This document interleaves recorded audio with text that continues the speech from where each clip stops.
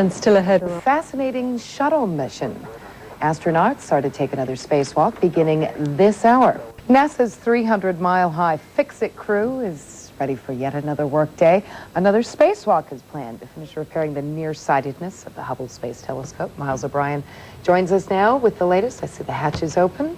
Getting ready, set? It's underway. Space repair specialists Kathy Thornton and Tom Akers are focused on the task at hand, fixing the focus on the blurry Hubble Space Telescope. They have just begun their fourth spacewalk of this high-flying repair mission. The first three have been pretty nearly flawless. Spacewalker Jeff Hoffman is an astronomer, so when he opened the box containing Hubble's new improved camera, he sounded like a kid at Christmas. Oh, look at that baby. Beautiful, spanking new with. We'll take some nice pictures with that. Hoffman and his partner Story Musgrave did a beautiful job sliding the $100 million camera into the flawed space telescope. Astronomers are hoping it will sharpen Hubble's blurry pictures of deep space. Every day it's becoming more and more of a can you top this? During the next trip outside Shuttle Endeavour, the other pair of space workers will try. Kathy Thornton and Tom Akers plan to install a $50 million device designed to make three other scientific instruments on Hubble see straight. It's called Costar. To make room for Costar, the astronauts must first remove one of Hubble's scientific instruments. Putting Costar in its place won't be easy. It's something about the size of a phone booth, and we're sticking it in a hole which is probably only an inch taller than the box we're sticking in. With Akers inside the telescope and Thornton on the end of the shuttle's mechanical arm, Costar will be carefully slid into Hubble along guide rails. On the ground, you can put an instrument in, you see if it fits, you can jiggle a little bit, and maybe you take it out and you do some more work. You don't have that opportunity here. The instrument has to sit precisely in the right location. Once inside Hubble, a mechanical arm with several mirrors will fold out of Costar like a Swiss Army knife. The tiny mirrors will intercept light coming from Hubble's myopic main mirror to the three instruments. Like eyeglasses, the mirrors are ground to bring things into focus. Because the primary mirror is too flat, in general you would want the edges of a concave mirror like this raised a little bit too high to exactly compensate. Broad, let's come on in. Okay. After three spacewalks, Endeavour's flying Fix-It team has accomplished much of what it set out to do. If this next repair works as smoothly as the others, astronomers will have stars in their eyes. Will we be ecstatic? Of course. Will we party? No, we'll wait. Astronomers say it will take about 2 months to tweak the focus on the mirrors and set the new equipment installed by the astronauts. Once that happens, they will cast Hubble's eye deep into space to see if the telescope can see. Susan? Miles there. Coming up next for our viewers in Latin America, Noticiero CNN Internacional. And for the rest of our viewers, live coverage a little later of another scheduled spacewalk to try to fix once and for all the space telescope's nearsightedness. And we will look at right to it. The Endeavour astronauts, they're out and about, working yet again. Susan, spacewalk number 4 is now about 30 minutes old. Astronauts Kathy Thornton and Tom Akers are in the cargo bay area of the Space Shuttle Endeavour. As you can see, that is Kathy Thornton there right now at the doors to the Hubble Space Telescope, preparing to open them and take care of the to-do list, which contains a high-priority item: installation of a telephone booth-sized device designed to correct the blurry vision on 3 separate scientific instruments located at the base of the telescope. Thornton, who will be rotting at the end of the shuttle's mechanical arm, will do the not-so-heavy lifting, while Akers will make sure the device, known as Costar, short for Corrective Optics Space Telescope Axial Replacement, but you don't need to know that, slides on to the drawer-like guide rails. Akers and Thornton also have a less crucial task on their punch list for this spacewalk. They will add a new processor to the onboard computer of Hubble to give it a little more number-crunching capability. Last night, astronauts Story Musgrave and Jeff Hoffman slid a new primary camera into the Hubble Space Telescope.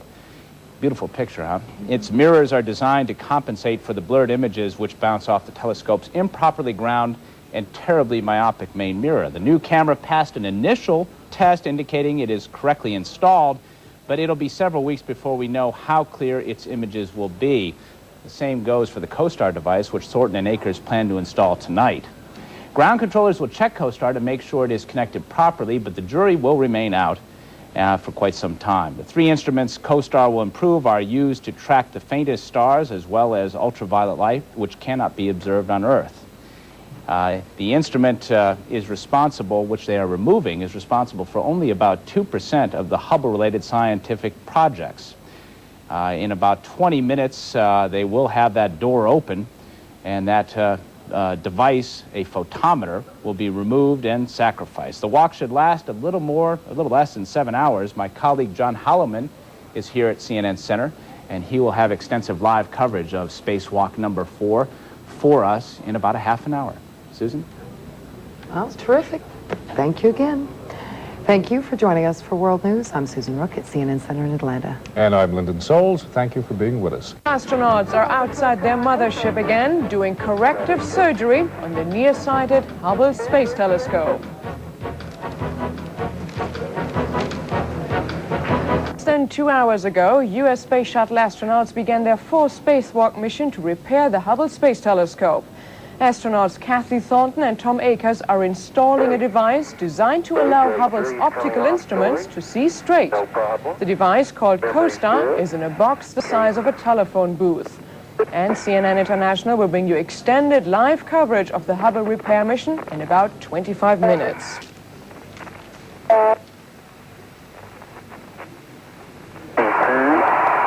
Those were P's I was taking off. They just weren't labeled. The label is all J. Now it's got a P4. You can see a label. Okay. All four connectors are loose story. Can you pull me down and out, please? If the ground's down and out, Kitty. Torque of 10, power tool on 3.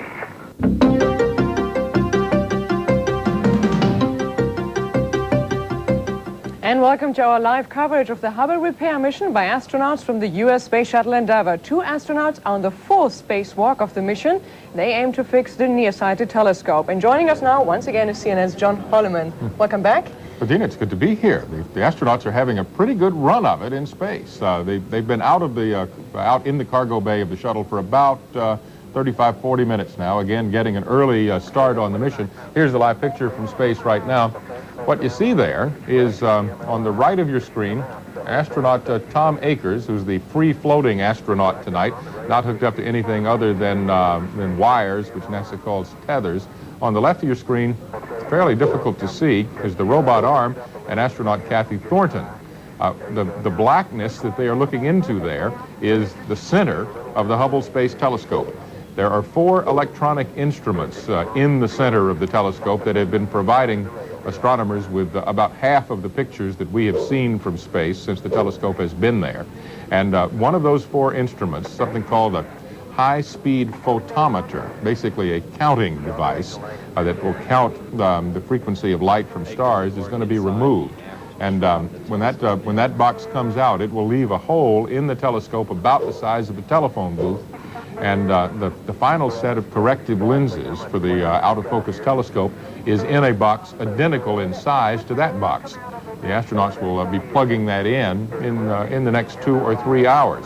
Let's listen for a minute as the astronauts talk about what they're doing and see if they're having trouble or if it's working just fine. Sliding the high-speed photometer Right here. It looks like a front plug along its tracks. Any higher than the A-latch mechanism and C are going to be. I think I see a cavity behind it. So we may be okay. Am I coming out, Carl? Okay, come in. Coming out, Charlie, please stop. Okay. Providing extra light for the crew is Mission Specialist Story Musgrave shining a flashlight through the back windows of the orbiter's cabin. And stop. Stop. Left roll. Looking good, KT.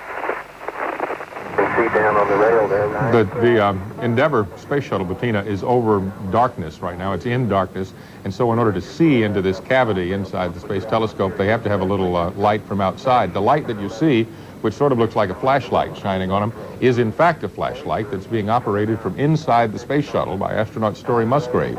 He's holding it very carefully in his hand and pointing it where the 2 astronauts outside can best use it. You can see the outer edge of that piece of equipment that's going to be removed tonight right now.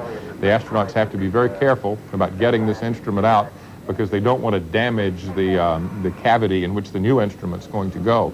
In order to take it out, they're going to have to disconnect some electrical connections. They're going to have to disconnect a grounding strap, as they did in the spacewalk last night with the other main camera for the telescope. And Kathy Thornton on the robot arm will be very carefully backed out of this position as she pulls out this high-speed photometer. It'll be stored as the big camera was last night on the side of the shuttle until the new instrument's installed. How will the new instruments work? What exactly are they doing? Well, they have newly ground mirrors that are ground with the opposite prescription of the main mirror of the telescope. And those mirrors will fold down. It looks sort of like a Rube Goldberg device, really and truly, Bettina, but NASA says it was the best fix for this problem. Those mirrors will come into place in a matter of a few hours, and then we'll see whether they work. Our coverage, of course, will last throughout the 6 hours of the spacewalk. Okay, let's watch and listen. Probably going to be out of the Delta by now. Take turn, take a look at your safety tether down there. Okay? It's going to be okay, KT. Oh, okay. Yep. It's going to be all right. All right, Clyde, let's keep coming back. Yeah. Okay, coming back now. That was me. Okay? But I'll get it down just a touch lower for you, okay? But be sure. Hey, you're out on the outer rail, KT. Hey, how's it looking? Let's just hold down and a little left roll, and you're doing good. You're starting out of the cavity. Hey, it feels good. I think I'm going to be okay. All right, just keep holding down and keep it over on my rail, because I don't think you have anything up high.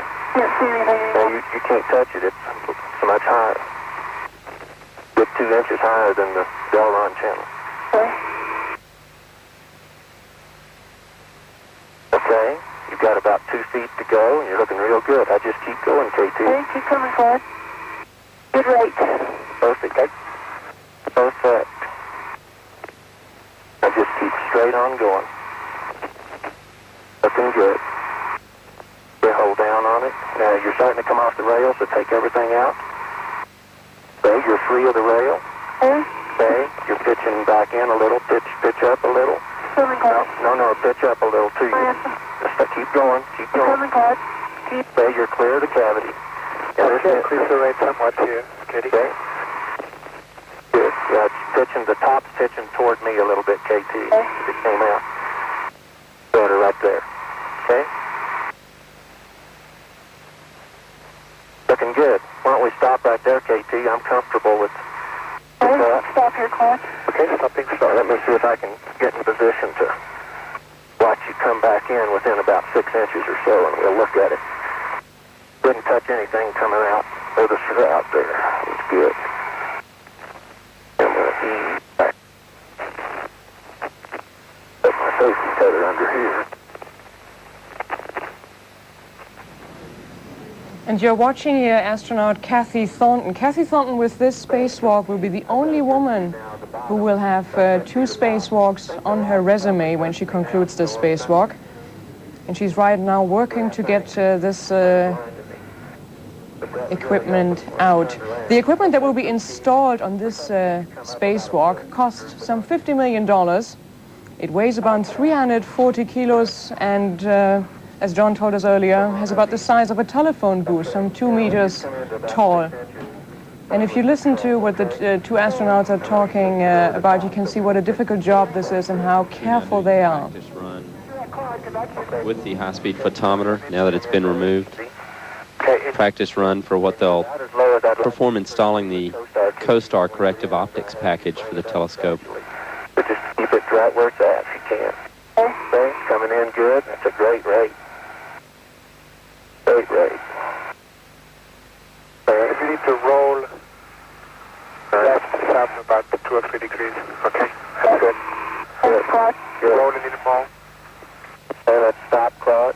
Okay, stopping. Okay, we're about 10 inches away, KT. Okay, if I ask you to bring it up a half inch, try that. That's great. Okay, if I ask you to pitch up a little bit. Great. Okay, pitch down a little bit. Okay, stop.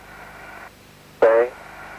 Well, you put roll in for Claude, so that's good. How about a little left jaw? Okay.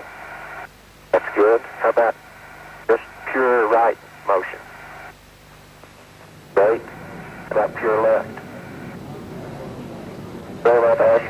We'll have more of our live coverage of the Space Shuttle repair mission of the Hubble Space Telescope after a short break. Stay with us.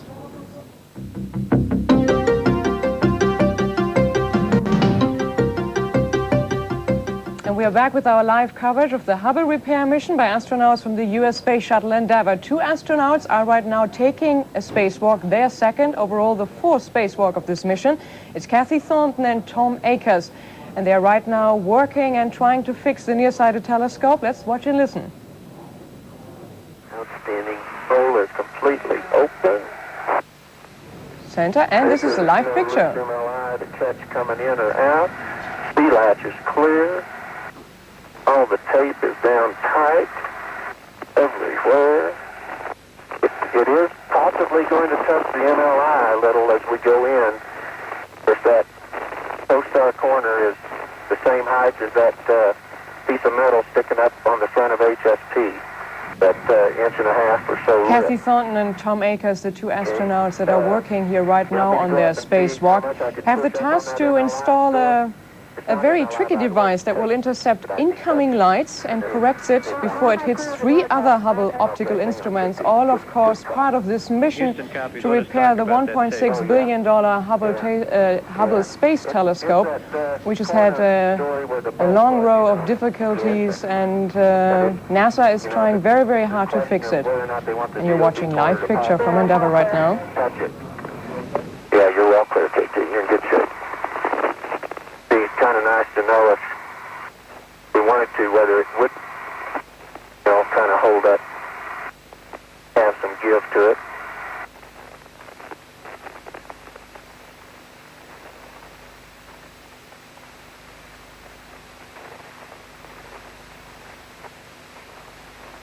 You need light, KT?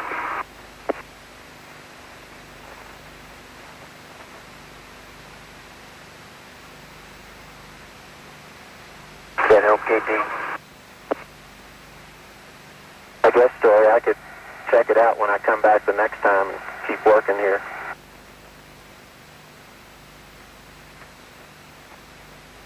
What do you think? We're waiting on the answer from you. I think he can bring me straight down.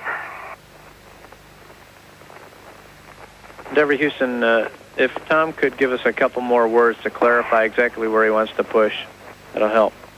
Okay, Greg, it's exactly in the place where the bolt stuck down and kept Costar from going in the high-fidelity mechanical. And John Holloman is back with us here. John, what's happening at the moment? Right now, the astronauts are inside the telescope, or at least one of them, Tom Akers, is actually inside this telescope. As you know, Bettina, it's 43 feet long from end to end, and that's about 12 meters long and a couple of meters across. And so there are parts of it where it's possible for a human being to occupy some space. And Tom Akers is there at the bottom of your screen inside. And as he continues to do his work of unhooking a couple of latches that hold the high-speed photometer instrument in place, Kathy Thornton on the robot arm is at one end of this telephone booth-sized box. The plan was for her to be at the bottom and Tom Akers to be at the top. So they changed positions? Yeah, and that unless the picture we're looking at is upside down from the perspective of the telescope itself, and that's possible too. The camera that's being used to give us these pictures is itself attached to the robot arm. But from what I can tell, I had to go away from our international viewers here for a minute to bring the CNN domestic viewers in the United States up to speed.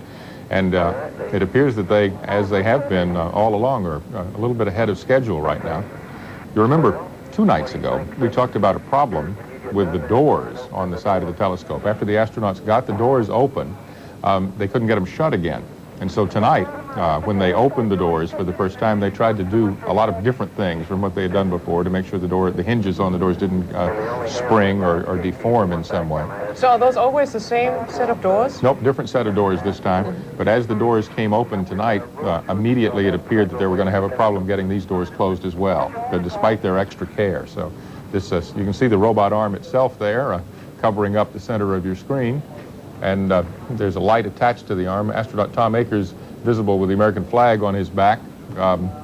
Actually, the flag is in shadow now from the arm, but we'll see him and it. Again, you can see the word NASA just behind the CNN International sign on your screen. And so he's at work at his end of this instrument, the high-speed photometer. Who is controlling the robot arm?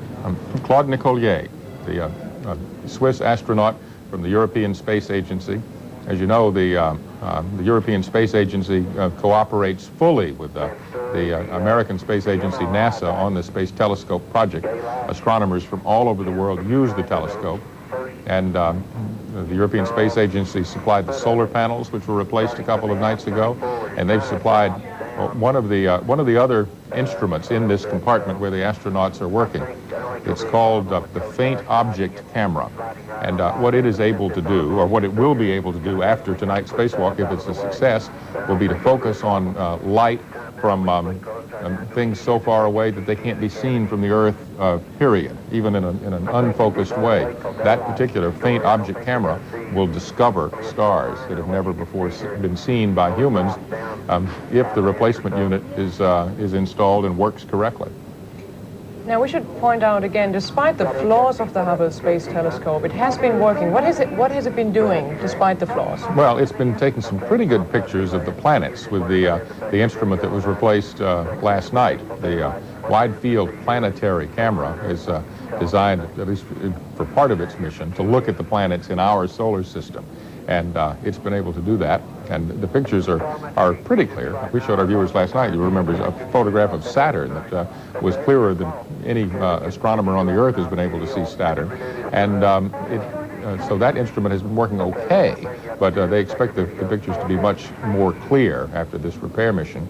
And the other instruments, like the faint object camera, really hasn't been very useful at all, because it had to be very much in focus to take pictures of these faint objects far, far away from our galaxy and our solar system. How far away can they take photos?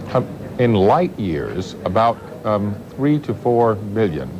And what they want to be able to do is to do it 15 to 20 billion. And if they can do that, they say, they'll be able to see the beginnings of the universe as we know it. It's hard for me to conceptualize this. Let me tell you what's in the picture now. You can see the feet of astronaut Kathy Thornton filling up most of the screen there, as she is on a footrest at the end of the robot arm. The robot arm is now moving up to the top of your screen, and she is, I guess, at this point going up to the top of the telescope area where the repair work is going to be done tonight. It sounds like the astronauts are finding something they didn't expect to find. Astronaut Story Musgrave is shining a flashlight into the area where Tom Akers at the bottom right-hand corner of your screen is working. Why don't we listen and see? Akers just said that there was a piece of plastic wrapped around something that he didn't expect to find when he got in there.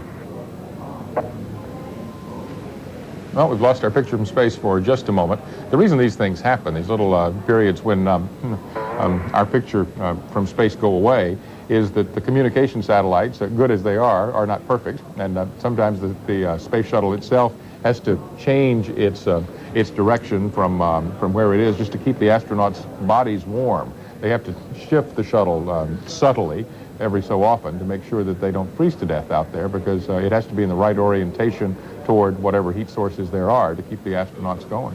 Well, while we wait for the live pictures to come back, let's take a short break. We'll be back in a moment.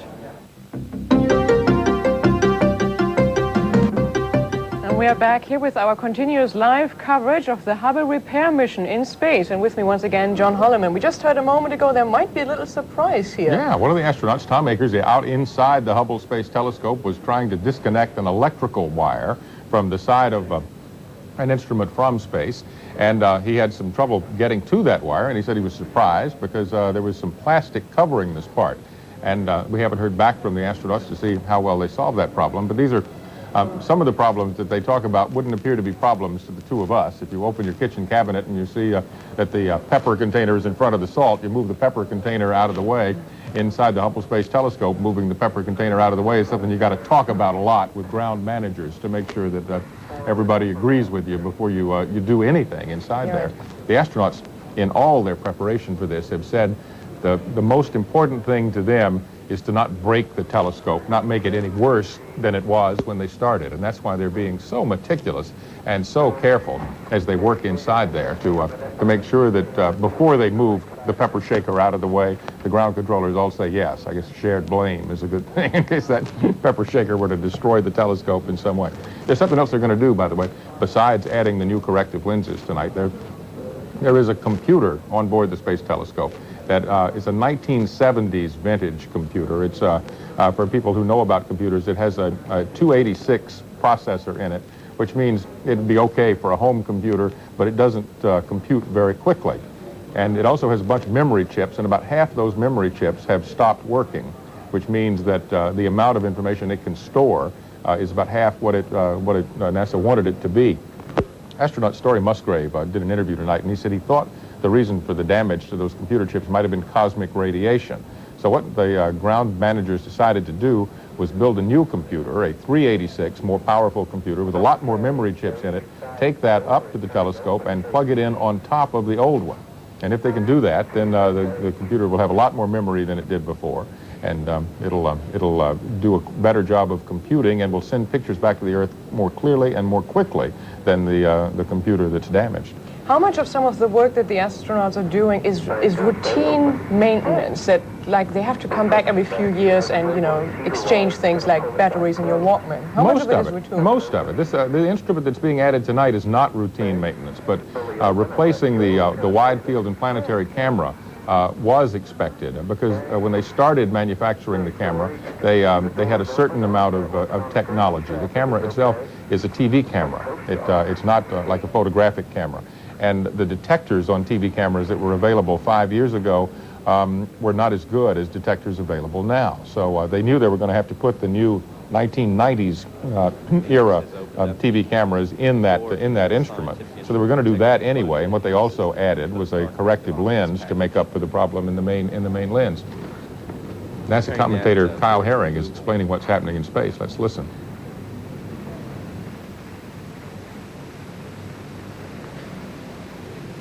Next steps in removing it from the protective enclosure are to release the ground strap, which has been in place during its launch to orbit,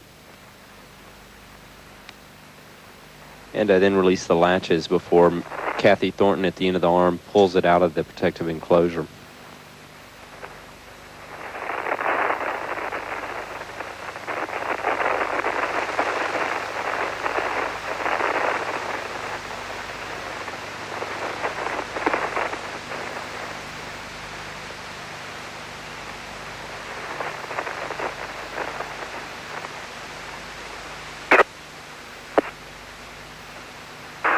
Houston, got enough TV in the cavity?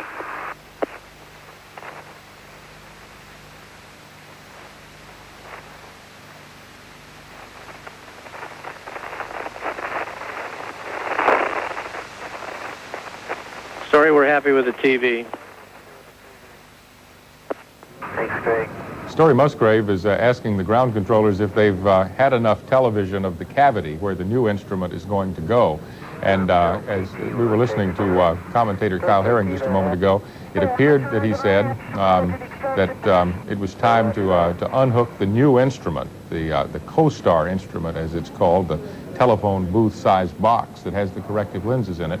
This is a different view from the cargo bay of the Shuttle Endeavour, and it's a view of the protected container for the new Costar instrument. You see the Hubble Space Telescope itself on the right with the sort of golden orange-colored light coming from it as a spotlight out in the cargo bay points at it. And as the picture from space changes and gets more clear, you can see it changes on your screen at home. But this replacement mission seems to be going well, well ahead of schedule. If the old instrument is out, and we haven't had that confirmed to us, but it sounds like it must be out because the astronauts are preparing to remove the new replacement instrument and put it in place. This is a good sign. What can you tell us about the crew, about the two astronauts now out spacewalking? Kathy Thornton is a long-time NASA astronaut, multiple college degrees, has been training for this mission in the underwater tank, has a degree in astrophysics, I'm impressed with anybody who can get through with the college necessary to be a PhD in astrophysics. And in talking to Kathy, she can still speak English, which is amazing that these scientists who are so well educated can speak a language that you and I can understand. And she's one of those. Tom Akers is a fighter pilot. He's a man who's had a multiple faceted career. He was a high school principal for a while, and he also worked for the National Park Service as a park ranger. So it's now he's up in space. Yes, it's possible for park rangers to be astronauts too.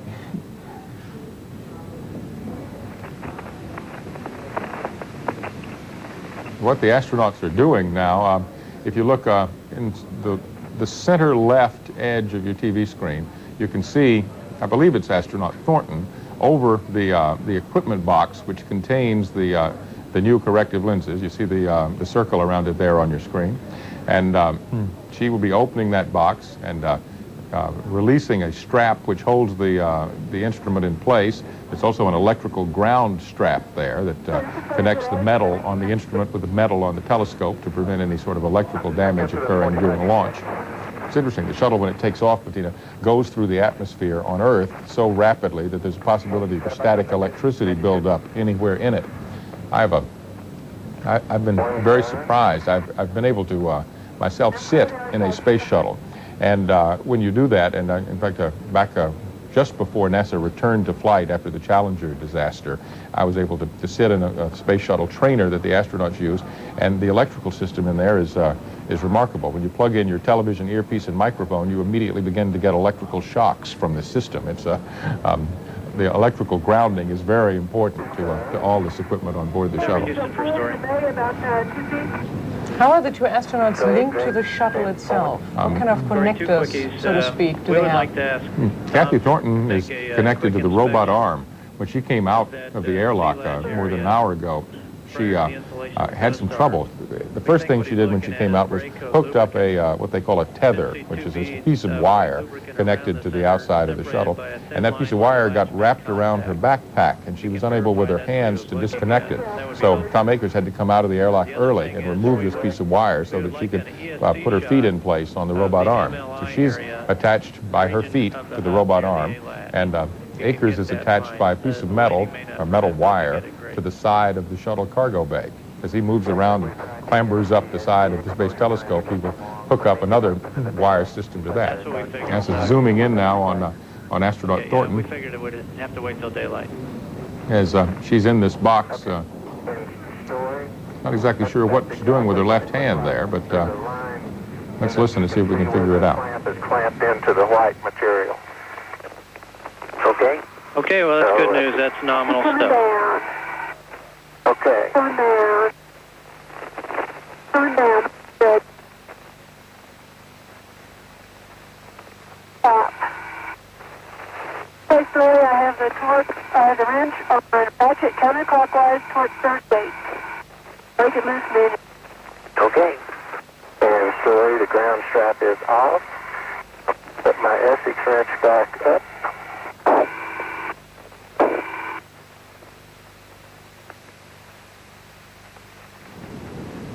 Wasn't too bad, KT. The hard part was getting the wrench on. You can hear the astronauts apparently grunting and groaning a little bit as they work in space with these instruments. Tom Akers just announced that the grounding strap, one of the things holding the new instrument in that box, had been removed successfully, and he said he was having a little trouble with his wrench. The reason they have so much trouble is that when you work on the ground, if you and I were to take a wrench and turn it, we would turn it and it would turn and nothing would be different. In space, when you turn the wrench with your hand, your body turns too.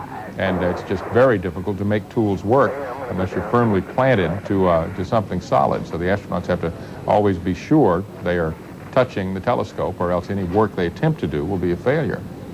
You spoke earlier about that they trained for this mission in underwater tanks. How different is it to train underwater and then here in space? It turned out, Story Musgrave talked about that on television earlier this evening, and he said that the tank training was certainly good training, but it didn't, it was nothing like really what it is in space.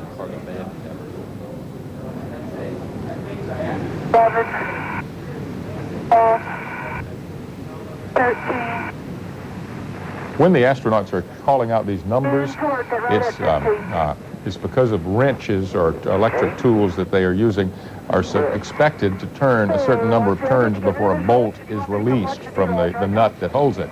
And so they call out the numbers because the ground controllers will tell them if, for example, at 15 turns of this bolt, it's supposed to come loose, and if it hasn't come loose, then there's a problem, and they tell her whether to turn it one more time or two more times to get it loose. So they must have big notebooks, so to speak, knowing how many turns each screw in this telescope has been turned. That's amazing. And the ground controllers probably told her 5 or 10 minutes ago, maybe while we were on our break or we didn't have picture from space, the next thing you turn, you'll have to have 15 turns or whatever on it.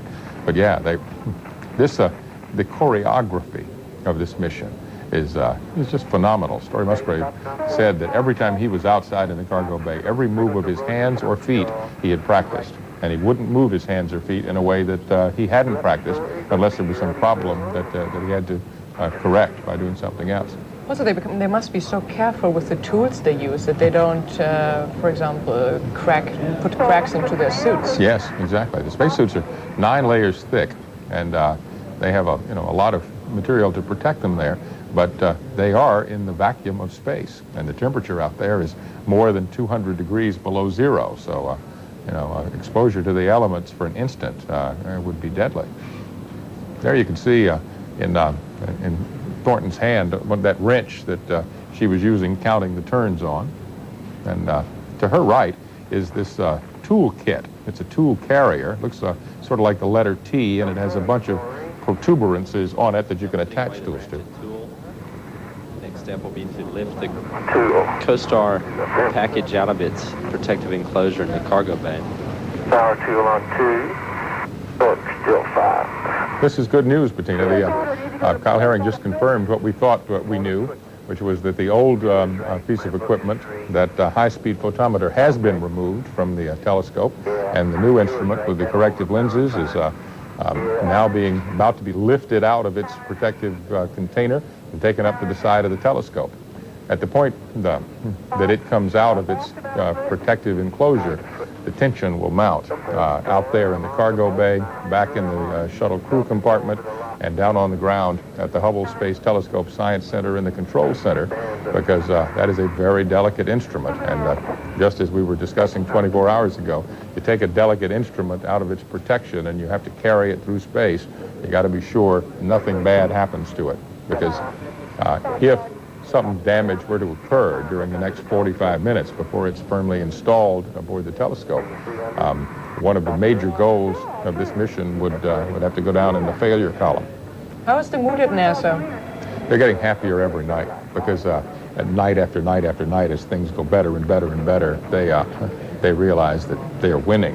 You see, the sun's coming up, and as it comes up, we'll be able to see clearer pictures, probably for the next 30, 45 minutes coming from space. And now you can see that instrument, the Costar, right under the word Endeavor on your screen. That's what it looks like. Somebody operating the payload bay camera on the shuttle is trying, I think, to give us a better picture of it. You saw the camera bounce there.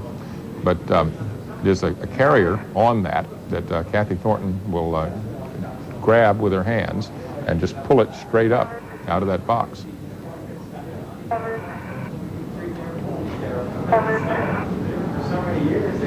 Stop. Hey, I'm in a good position to extract right here. Okay. So, Bettina, to our viewers, as I say, the next 30 to 45 minutes will be a critical period in the life of this Hubble Space Telescope repair mission. I'm going to walk across the aisle to bring our domestic viewers up to speed on what you and I have been able to show our international viewers live, and we'll continue our coverage here. And John will be back. Bump my power switch to off. Okay, now we're really going to go. Here we go. It's coming loose. 1, 2, 3, 4, 5. I'm going to stop, KT. All right. I can't make it move yet. All right, that's 5. Let's go a few more. 6. 7. Moving now. Okay. 8, 9, 10, 11, 12. Torque limiter popped. Okay, how's it feel? any on it? Yep, it's free. Okay. I got an A-seated light story after about, no, it's 7 or 8 turns there when it came loose. Yeah. Untethered story. Thank you. Okay, let me come up and look at this B-latch now, KT.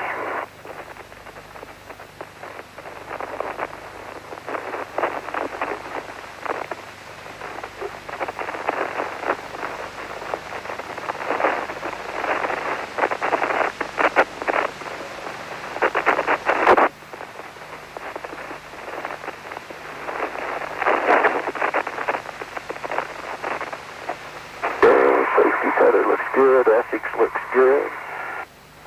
But down in here, you're all the way back on the rail. Perfect. So perfect. Slide it forward just a touch, KT, if you can. A little more. Yeah, I mean, look, I can't even see the B-latch. It went out of sight. You know how the little paper part usually sticks out, Stuart? And that concludes this part of our live coverage of the Hubble repair mission. World News is next, and we'll have more live coverage of the shuttle mission in the next hours. Thank you for joining us. Let's open up the Space Telescope again as they work to finish correcting its eyesight. You got another foot to keep coming up. Hey, I can't see anything.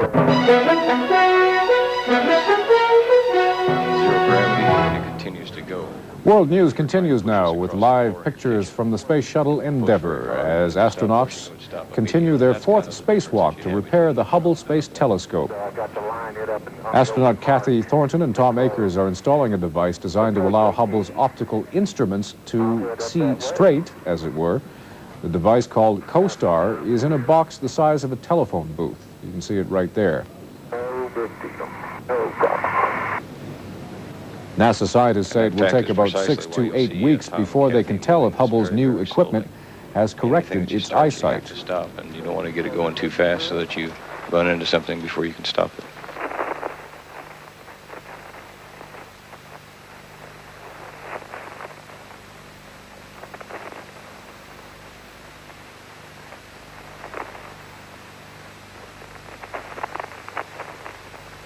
One of the tougher tasks for Kathy here will be the visibility. You can see that she has essentially a great big door right in front of her face, and she'll be getting up so that she can see the very top edge of the instrument as she puts it back into the side of the spacecraft to verify that clearance, while Tom will be down at the bottom helping guide it into the rails and watch that clearance and alignment.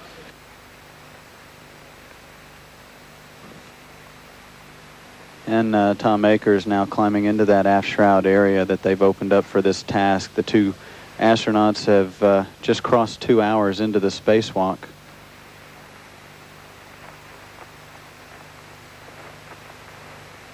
Looking down at my safety tether, it looks okay.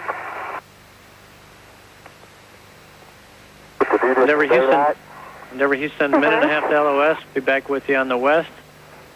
1954. Okay, great. Much daylight we got left? Not much, Store? 42 minutes. Oh, Covey. All right. How much? 42 minutes. I'm going to turn my lights on anyway. Okay, I think I still have one on. I took it off when we were doing the B-latch.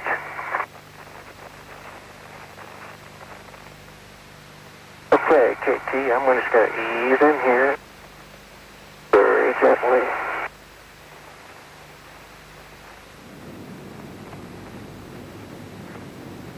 And we'll bring you continued live coverage of the 4th spacewalk during this shuttle mission from time to time throughout the next hour here on CNN International. Of World News, I'm Lyndon Soles. Thank you for watching. Next, more live coverage of the Shuttle Endeavour spacewalk. Please stay with us.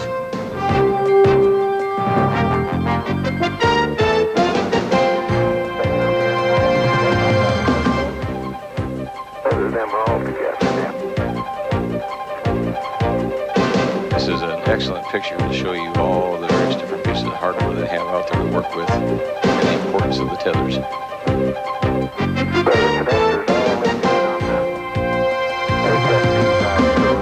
From installing it in the telescope, and We don't yet have the live picture from there, but I am going to assume that we'll have live pictures so that ground managers will be able to watch this installation, and we'll be able to see it as well as this corrective optical instrument is plugged into the side of the Space Telescope. Joining us to offer commentary on this mission is an expert on the Space Telescope, what it's been able to do before and what it is going to be able to do if this instrument is installed correctly. Dr. Michael Shera from the Space Telescope Science Instrument. Doctor, what's going to be different with this instrument in place from what you astronomers were able to get from the telescope before?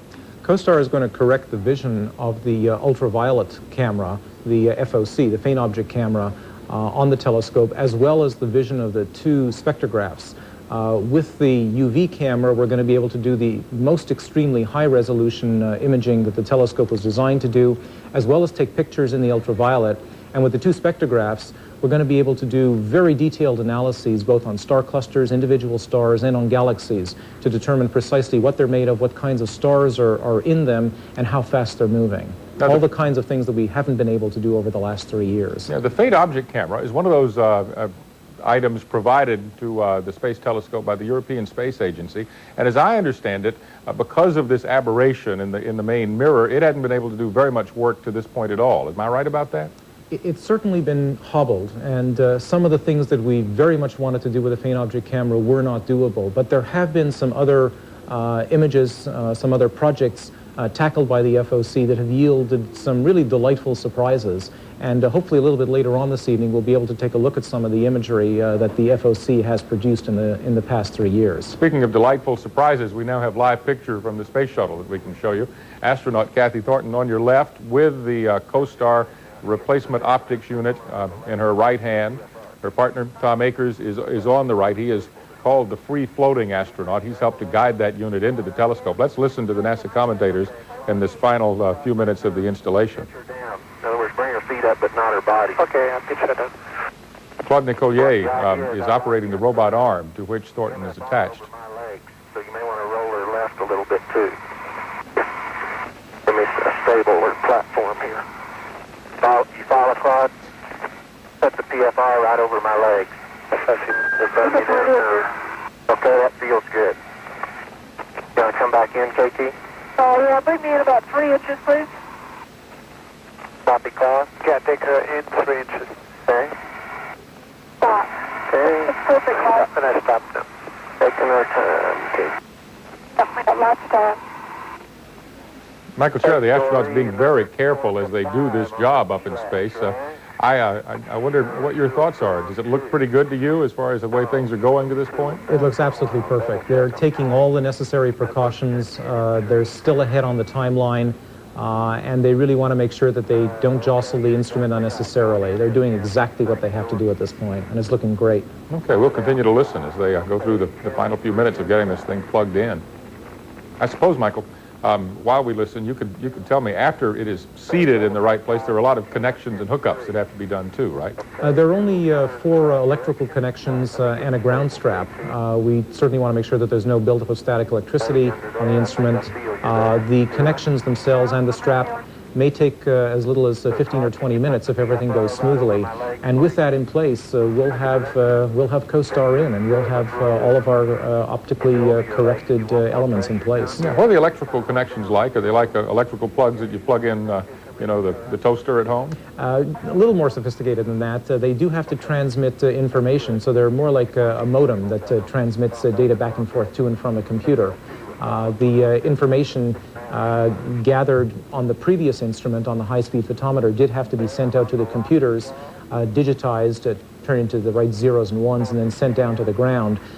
Here it's going to be a much simpler operation. We're basically going to move the arms with the optical elements into place. And those optical elements, once in place and once properly centered up, should only have to be moved very infrequently. So the whole Costar box is going to be quite a passive device, just correcting the optics of the telescope. And after this thing gets installed in the next hour or so, how long will it be before those arms extend those new mirrors? That may be done very shortly. There really doesn't seem to be any reason to hold off, but I'm not certain what NASA's plans are at this point. I think that they're going to play it by ear and see how everything goes. Okay, let's continue to listen as the astronauts talk and the final minutes of this installation of new optical systems for the Hubble Space Telescope. I didn't torque it yet because I want to check it before I pop the torque limiter. I'm just at a hard stop. 6.5 is not quite enough, is it? Well, it's not supposed to be enough, but it's up 1.5 inches like the other one. The other one was a little higher. The other one's 2 inches up. Could be a little different dimension here, but let me look under here. The B latch is definitely seated story. Perfect, and the A seated latch is out. Yeah, Costar's longer than HSP. Okay. I thought the latch distance was going to be the same, but you want me to go ahead and pop the torque limiter here? All my indications are good. I'm up 1.5 inches off the rail. As the astronauts continue their job of installing new optical instruments for the Space Telescope, we're going to take a quick break. We'll be right back and see how this mission is going. So far, so good, though, it appears right now. Stay with us. That's affirmative story. Tom can take the torque. Welcome back to our live coverage from Endeavour and CNN. As two astronauts are out in the cargo bay right now, Kathy Thornton is about to grab Tom Akers by the legs so that he can get under the corrective optical box, phone booth-sized device, to make sure that the latches on that box are in the proper alignment out in space. This procedure to replace this box has taken the astronauts a little bit less time than expected. NASA has provided us with some animation speeding up the whole process so you can see what it looks like to have replaced this piece of equipment. There's what happened about 30 minutes ago as it came up out of a storage locker on the cargo bay. And this is what happened in the past 10 or 15 minutes as Kathy Thornton, on the robot arm operated by Claude Nicollier, pushed the box forward toward the telescope, with Tom Akers on the right there helping to guide it into place. And now as you look again at our live picture, Thornton is closest to the camera, still attached to the robot arm. This is a picture taken from a camera about halfway up the arm. Akers is in front of her. Let's listen to Kyle Herring, NASA's commentator. She has a broken red stripe on the pant legs of her spacesuit. Tom Akers identified by the candy stripe design of stripe on his pantsuits. I need to come up just a touch, KT. Right there. A little more, up. The voice you're hearing now is Story Musgrave, the payload commander, who can see this same picture. He's using this picture to guide the astronauts as they install this piece of the telescope. KT, of course, is Kathy Thornton. That's what her colleagues call her. P4 on J4 next.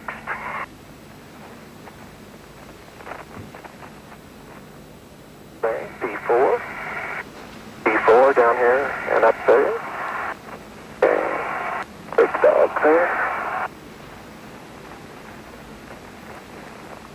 Story Musgrave was interviewed on television several hours ago this evening. He said that he had been running scared since the very first day that he knew he was going to be working on this repair mission. And he's feeling pretty good tonight because it has gone as successfully as it has. But he also said that he's not going to be convinced it was a success till he sees those good in-focus pictures from the Space Telescope. Michael Shera is a scientist and astronomer who uses the telescope. I imagine you feel about the same way about this, don't you? It's certainly going to be a nerve-wracking time until we get the first clear images back from the telescope.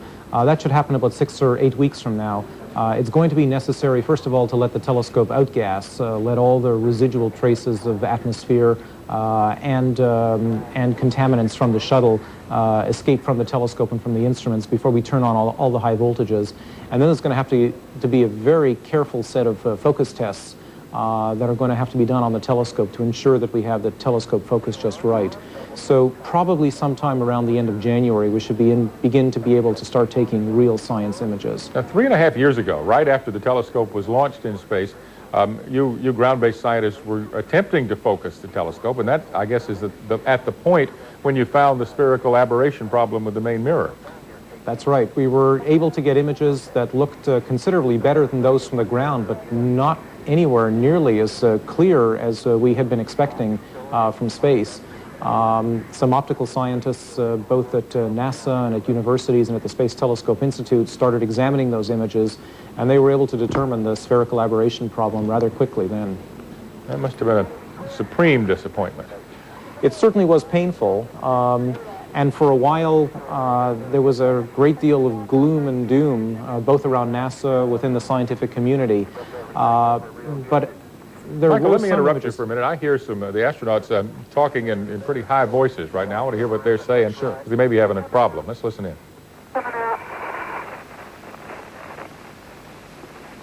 While Tom Akers verifies all the connections at the bottom of the instrument, Kathy Thornton will be maneuvered by Claude Nicollier up to the top of the Costar to connect the top latch, the A latch.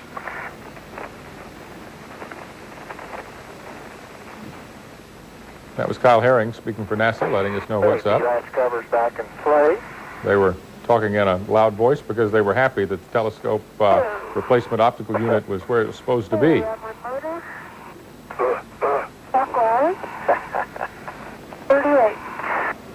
There's the power tool in Kathy Thornton's hand.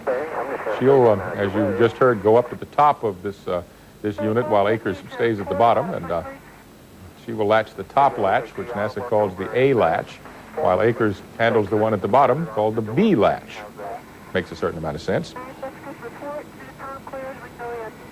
Michael Sherrill, we were talking about the disappointment that you and other astronomers at the Space Telescope Science Institute were feeling when you discovered the problem with the mirror. How are I know you were there just a few hours ago today.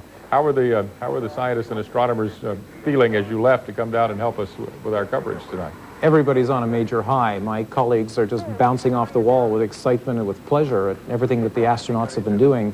When Costar was slipped in and bolted in last night, we knew that we had our imagery back, and we're now going to be able to answer all those big questions. How big is the universe? How old is it? Maybe even are there planets around nearby stars? All those things we were really frustrated in the last 3 years that we weren't able to do. Yeah. And tonight we're acquiring the rest of the power that the telescope was supposed to have. So this is just a glorious, exciting, wonderful time for all of us. We'll watch as Kathy Thornton goes up to the top of the equipment compartment in the telescope. She'll be putting her wrench to work. You can see it's the shuttle is in sunlight, and those unusual images on the right of your screen are caused by sunlight hitting a camera lens that is providing us with those pictures from that angle. But I hope NASA will let us continue to see this picture anyway as Thornton gets her job of tightening the Costar unit into place underway.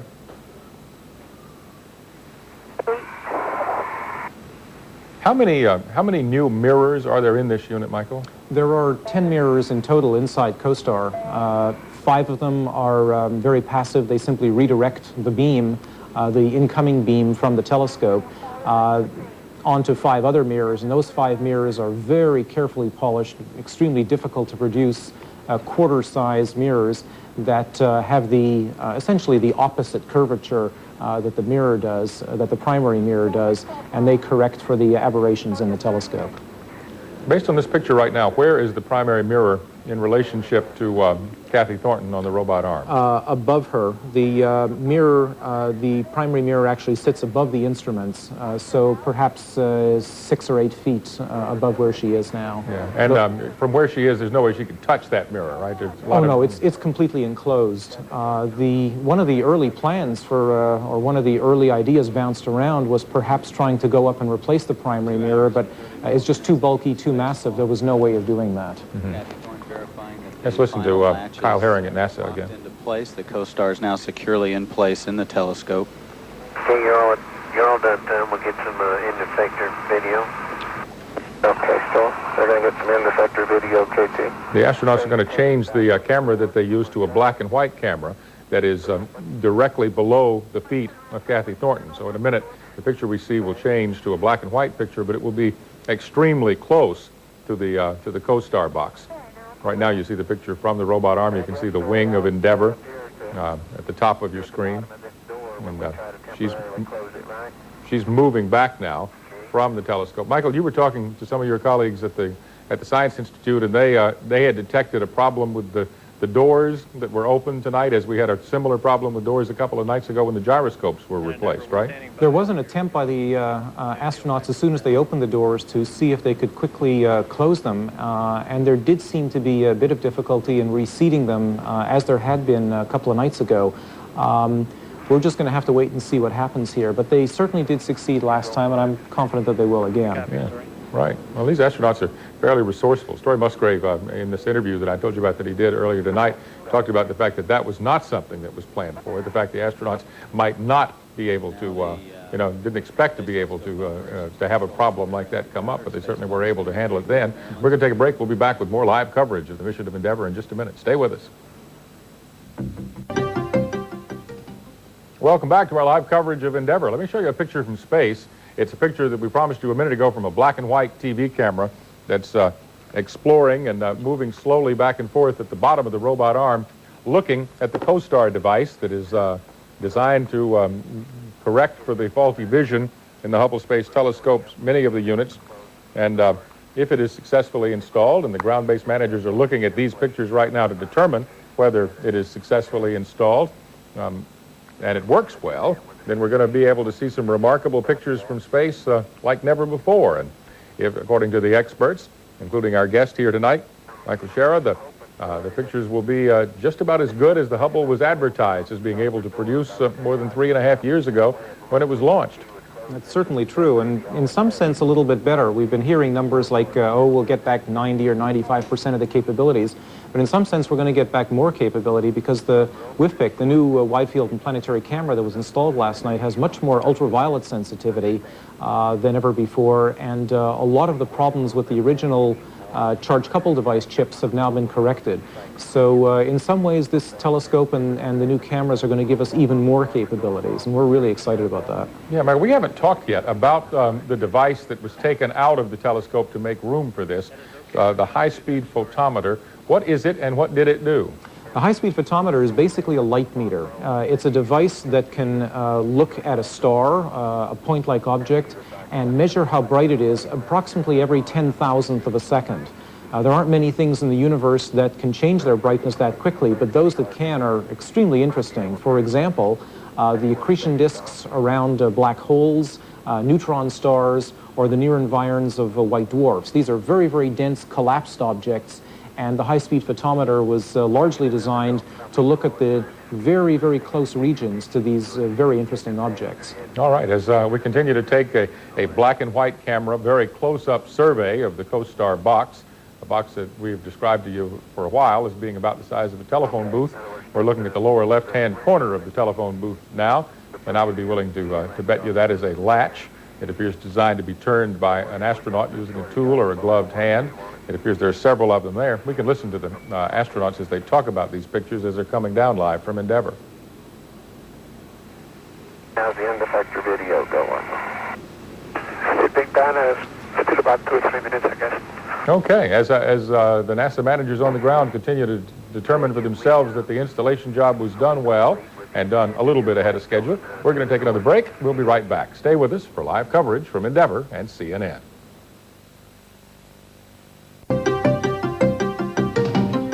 Welcome back. Two of Endeavour's astronauts, Kathy Thornton and Tom Akers, are outside in the cargo bay of the Shuttle Endeavour right now. They have just completed installing a set of corrective optical instruments for the Hubble Space Telescope. NASA managers on the ground have been looking at close-up pictures of the installation process. They seem very pleased with what is going on so far. The astronauts went out into space a little bit more than 2 hours ago, so they're operating well ahead of schedule. Actually, about 2.5 hours ago, they went outside. The next job for the astronauts is to replace or add to the Space Telescope's computer. It's a process that will take them, according to NASA managers, about 1.5 hours to perform. They'll be going to get the computer inside the cargo bay and carry it up to the location where the current Space Shuttle computer is located, put the new one on top of the old one. That's a process that will double the memory capacity of the computer and will make the telescope be able to store more information at a time before it has to dump it back down to Earth. The new computer will work considerably faster than the old one as well if it's installed correctly. We're going to take a short break. We'll be back with more live coverage from the Endeavour, from space, and from CNN.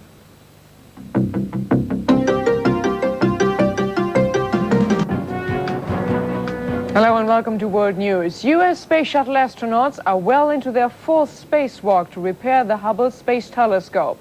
Astronauts Kathy Thornton and Tom Akers are installing a device called Costar, which is designed to allow Hubble's optical instruments to see straight.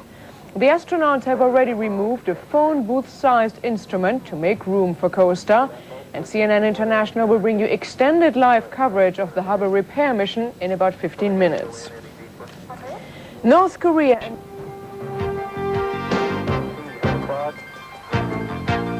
That's correct. I take you there.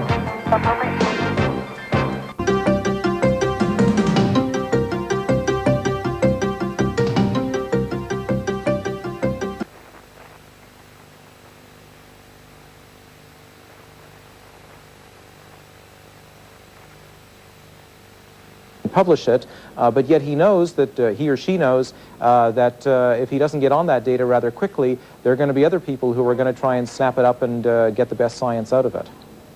Good answer, Michael. Our next caller is from Illinois. Go ahead, please. Hi. Hi. I was wondering if it was possible to see any of the previous pictures from the Hubble telescope. Well, you know, the Hubble telescope has made so many beautiful pictures of the universe. We at CNN have tried at the time that they are released to people like us to share them with you. Michael Shera has brought some along with him. He can show you some of those now, I think. Michael, go ahead. Sure. If we can show the first graphic, please. What we have here, this is actually a ground-based picture, and I'm going to go to the next one in a couple of minutes. This is a ground-based picture of a comet that swung by Jupiter last summer. This is Comet Shoemaker-Levy number 9. And this comet, which is basically a big hunk of ice, got smashed by the tidal forces of Jupiter. If you look towards the center of the image, you see a bright region, and that's the center of the comet, which has been broken up into several pieces, but it's really difficult to discern what's going on. If we can go to the next graphic, please. This is a Hubble Space Telescope picture view of the same area, and those bright individual condensations are pieces of the comet, pieces of the glacier, which is really the nucleus of the comet, that have broken up. Every one of those individual pieces is probably 2 or 3 miles across, moving at up to 40 miles per second. They're going to go smashing into the atmosphere of Jupiter next July. When that happens, there's going to be the equivalent of many, many millions of megatons of explosive released in the atmosphere of Jupiter. It should be one of the most violent events that's happened really in centuries within the solar system. Now, unfortunately, those pieces of the comet are going to go smashing onto the backside of Jupiter, so we're not going to be able to see it directly. But Jupiter spins on its axis every 10 hours or so, and so the remnants of the explosion should be visible in just a few hours to us. Furthermore, the light emitted by all of those fragments crashing down onto Jupiter should be seen, at least indirectly, by reflected light off of the moons of Jupiter. So we expect to be focused in either on Jupiter or on one of the moons as this colossal traffic accident occurs. When is it going to occur, Michael? Next July, July the 20th approximately. All right, and people on the ground, would we be able to see anything of this at all?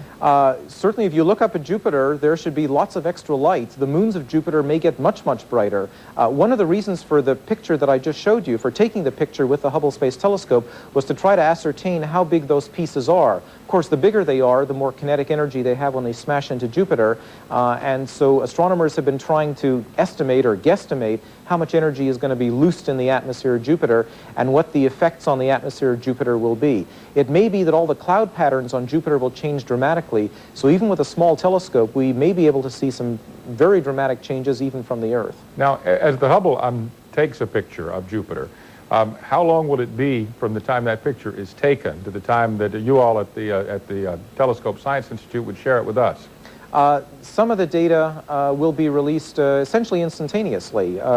This is such an extraordinary event that we want the public to be able to see it and to share the excitement with us. So at the end of July, you and I should get together in Baltimore and look at some beautiful pictures together. With pleasure. All right, we'll do that. We're going to take a break right now. We'll be right back with you. Call us if you want. We'll add you to our conversation.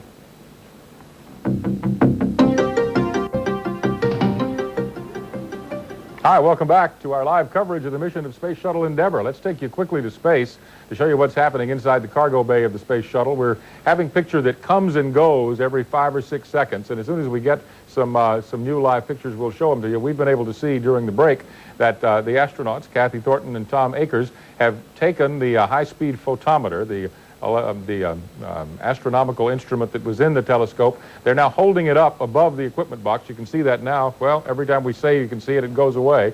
At any rate, they have this telephone booth-sized piece of equipment, and it's right above its storage compartment. It's being lowered inch by inch down into that compartment now, and it's been very interesting for the past minute or so. The pictures come up for about 2 seconds, and then it's gone away. We'll continue to take your phone calls, and we'll also be joined by someone, if you've been watching our coverage for the past few days, you're familiar with, Ed Weiler, the program scientist for the Hubble Space Telescope, who has been watching with us from his post at the Johnson Space Center in Houston. You can see the problems we have. The picture will be there for a second, and then it will go away. It's not a normal thing for this to happen, probably a communication glitch of some kind, but there's the high-speed photometer in Kathy Thornton's hands, and as I say, the picture is very, very intermittent here. But the mission for tonight was to take that piece of equipment, the high-speed photometer, out of the space telescope. It was done very effectively in the early moments of the spacewalk last night and this morning, Eastern time, and to store it temporarily out on the shuttle's wing. And we're going to have a live picture, and you can see there what it looks like, the telephone booth-sized box in Thornton's hands, and then to replace it with a new piece of equipment that has newly ground mirrors designed to clear up the out-of-focus problem with all the other instruments aboard the space telescope. The pictures from space continue to be dramatic and good. The shuttle is flying in darkness now over the Gulf of Mexico. It passed over Florida about 5 minutes ago. It'll be in sunlight soon. We'll have some other pictures so you can see more clearly with the sunlight beaming down into the cargo bay. We're going to take a break. We'll be right back. Stay with us.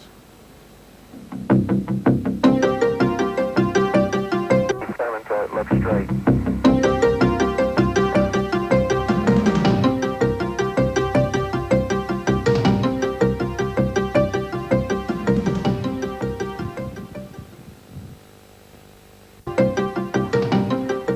Welcome back. Live picture from Endeavour as Kathy Thornton lowers the high-speed photometer device into a carrier on board the Space Shuttle Endeavour. You can see it's going down into the box. They're having to woman handle it a little bit to get it to make a smooth descent into that box.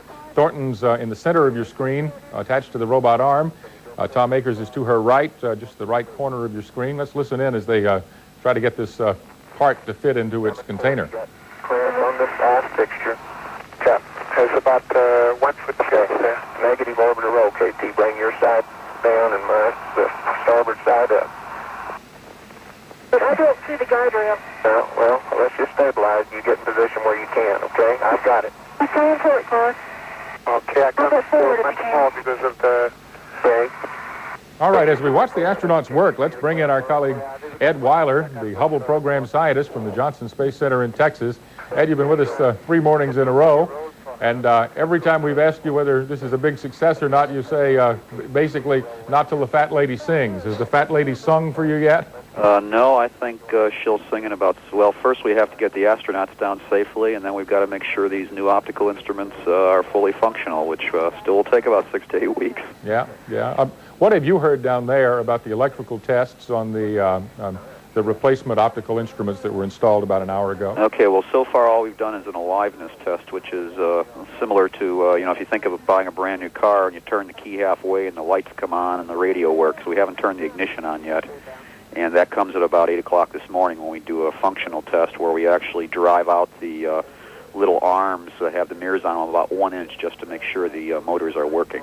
Yeah, I don't know if our producer let you know, Michael Shara from the Space Telescope Science Institute is here with us in Atlanta, helping us with our commentary. The sun's coming up under Endeavour now. You can see the bright light as sunlight begins to hit the astronauts as they work there in the cargo bay.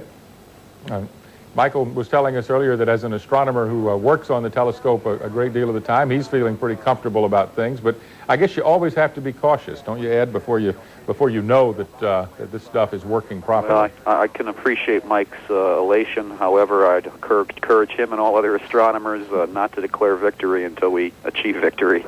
I hear you, Ed. Nevertheless, I think I can hear the fat lady humming. Okay. I hear her breathing.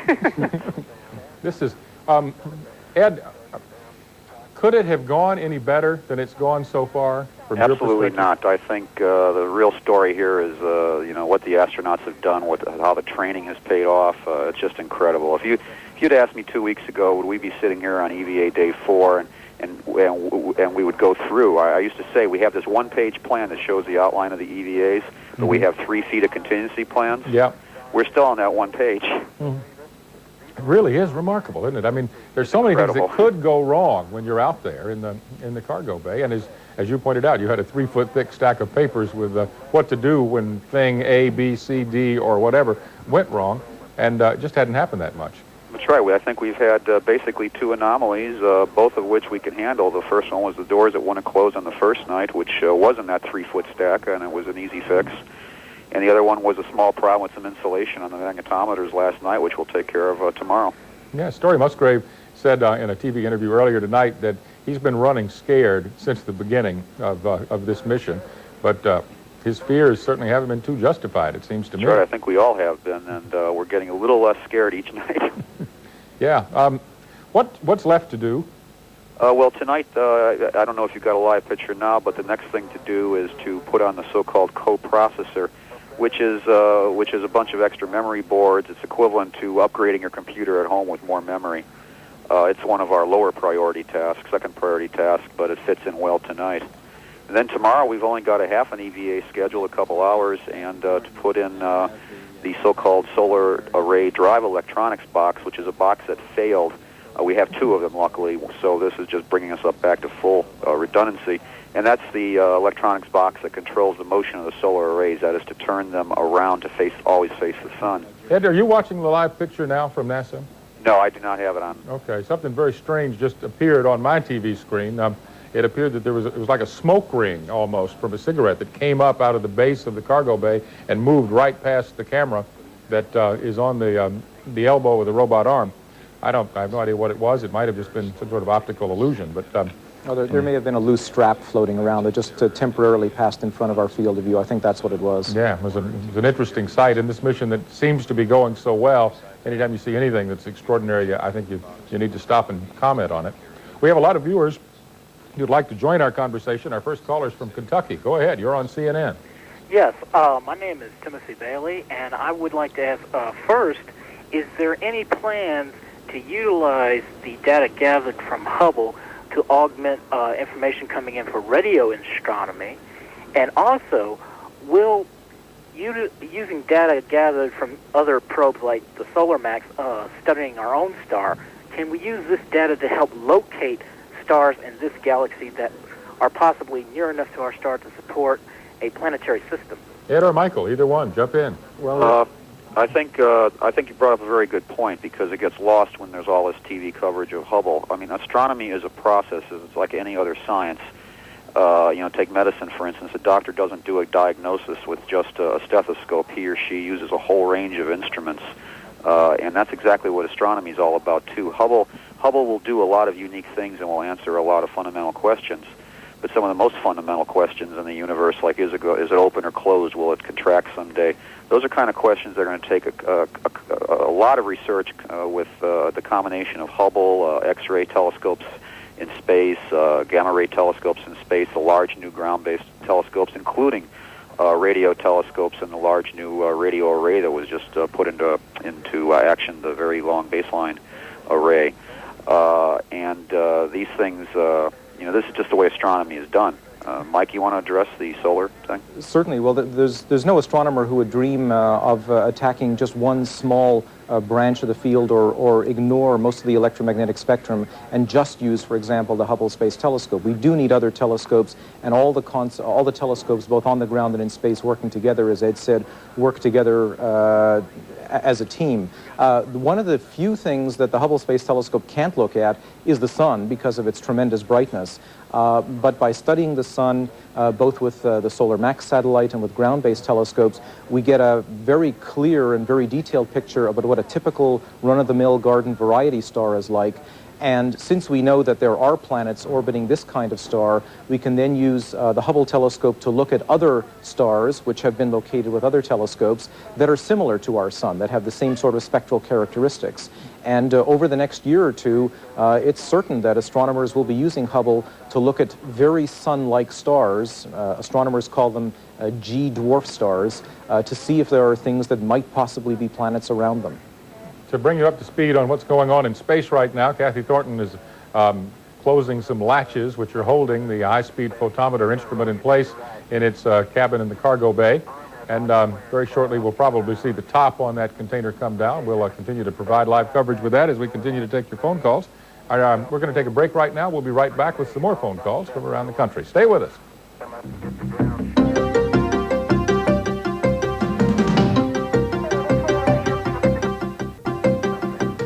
Welcome back to our live coverage from the Space Shuttle Endeavour. Joining us on the telephone from the Johnson Space Center in Houston, Hubble program scientist Ed Weiler. Here in the studio in Washington, Michael Schara from the Space Telescope Science Institute in Baltimore.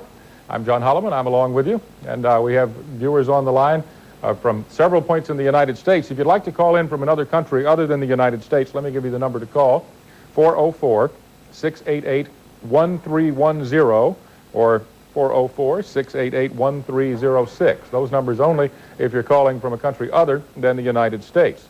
Our U.S. viewers are stacked up several deep right now. Our next caller, I believe, is from Georgia. Go ahead. You're on CNN. Yes, I was wondering what the approximate cost is to launch the space shuttle and what are the requirements for a person to become an astronaut. Ed Weiler, what did it cost to launch this mission to repair the Hubble Space Telescope? A typical shuttle launch is between $300 to $400 million. And what does it take to become an astronaut? That's a tough question. We have astronauts who are military pilots. We have astronauts who are astronomers, who are doctors, medical doctors, who are biologists. Basically, it takes a lot of education. And or to be, I shouldn't say that, or you're a military pilot, and obviously a lot of military pilots have a lot of education too. But you have two paths really through the military, through the pilot program, or through just a normal path where you get a good education, a technical degree, and apply to the astronaut program. Yeah, basically it amounts to if you want to drive the spaceship, all of the drivers, the pilots and the commanders generally come from the military, and if you want to ride in the back and do the work, you come through the scientific community in general. That's exactly correct, yeah. Okay, the picture we're seeing live from space now is Kathy Thornton on the end of the robot arm. She's opened up a compartment, and I'm not sure if, I believe this is a compartment where the computer may be located. We can listen to NASA for a minute and see if we can get brought up to speed on exactly what Kathy's doing here. Go ahead, drive it in. Hey, Brown, and KT, I'm going to go look store. I'm going to relax. Get there so you can hold it forward and then swing far enough aft to watch me go in the hole. That's what we ought to do. And she can't hear me, of course. KT, do you want to swing aft and watch the bee while I drive it? Sure. Like we used to? It's not going to go anywhere now. It's up on the AFC. Well, we want to watch it go in, okay? But, Claude, could you roll me to my right a bunch? Roll to your right, okay? The ballet performed by these astronauts as they work together to do any job is just remarkable. You see Kathy Thornton there with her power tool.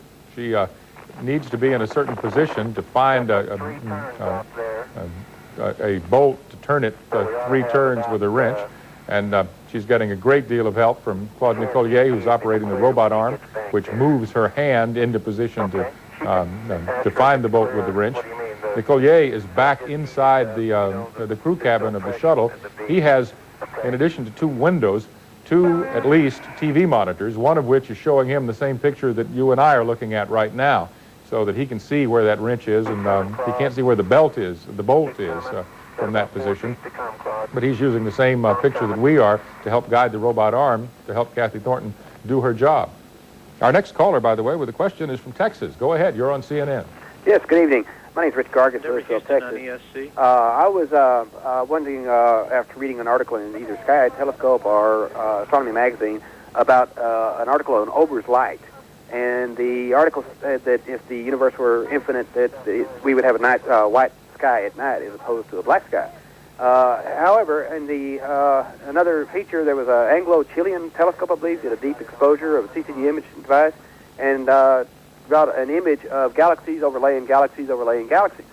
My question is it possible that part of the 2-degree Kelvin background radiation we see is in fact Ober's light? And if it is, will Hubble telescope be used to research that? Ed Weiler. Thank you. Well, actually what they're referring to is Ober's paradox, and that was a popular thing back in the days when they were talking about a steady-state universe. That is one that doesn't change, is uniform in all directions, or an open or a expanding universe, the Big Bang Theory. And it's very simple, actually, if you think about it. If you had a steady-state universe where the number of galaxies, if you look out twice as far, you see 4 times as many galaxies. If you look out 3 times as far, you see 9 times as many galaxies. Basically, you're looking at the surface area of a sphere, and the number of galaxies increases by the square of the distance. If it were a steady-state universe like that, no matter what direction you looked at, you'd always be seeing at some distance the surface of a galaxy. And the further you looked out, you'd see more and more galaxies. Basically, if that were the case, if we lived in a steady-state universe, according to Ober's paradox, the sky would be white because it would just be covered with galaxies. And of course, it's not, it's black. So that's why we feel we're in an expanding universe. Our next caller is from Paris, France. Go ahead, you're on CNN. Hello, yes, I'm calling because I would like to know what's the contribution of the European Space Agency in the telescope. Sure. That's basically the Hubble Space Telescope is a cooperative project between NASA, the National Aeronautics and Space Administration, and ESA, the European Space Agency. And ESA is comprised of 13 countries, including France, of course.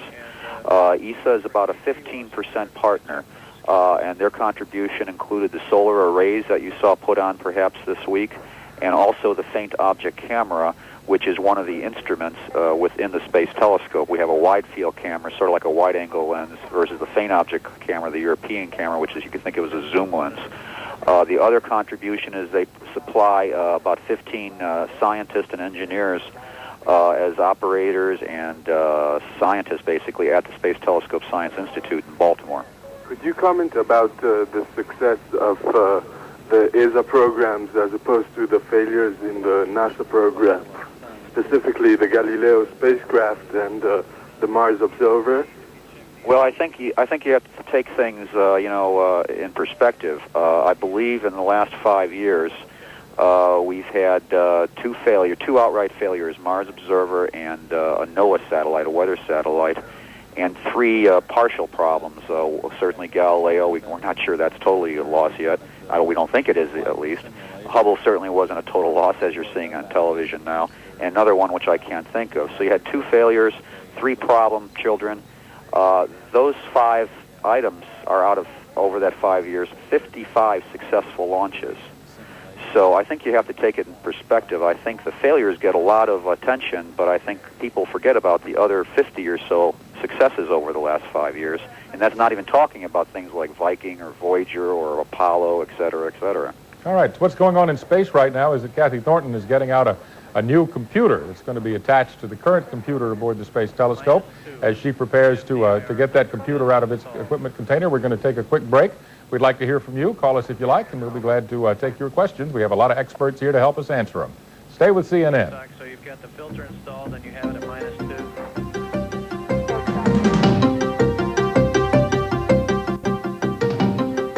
Welcome back to CNN's live coverage on CNN and CNN International of the repair mission for the Hubble Space Telescope. Kathy Thornton down in an equipment box. She has opened a box which contains a new co-processor for the main computer aboard the Hubble Space Telescope. Michael, I want to ask you what that computer does. Remind me to do it in a minute, but we've had some callers who've been on the phone for a long, long time now, including a caller from Texas. What's your question? Well, actually, I'm from North Carolina. Sorry, go ahead. All right, Ace O'Connell of Wilmington, North Carolina. I have 2 quick questions, but first, Mr. Holloman, would you... My wife wants to go to bed so bad. We've been watching this for 3 nights, but Twyla, my wife, wants to know why the Spacewalkers can go 7 hours without a bathroom break. They don't. Sorry, Well, this is something that I asked the question of the manufacturer of the spacesuit the other day. They don't have to do that. There are two systems in that spacesuit to help them urinate. They can wear a diaper, which some of them do, and there's a cup-like device in there that they can use, which will protect them for the need to urinate. But the astronauts tell me that when they're in those spacesuits, they don't generally have to do it, even though they're up there for 7 hours. The reason is that the humidity inside the spacesuit is very, very low.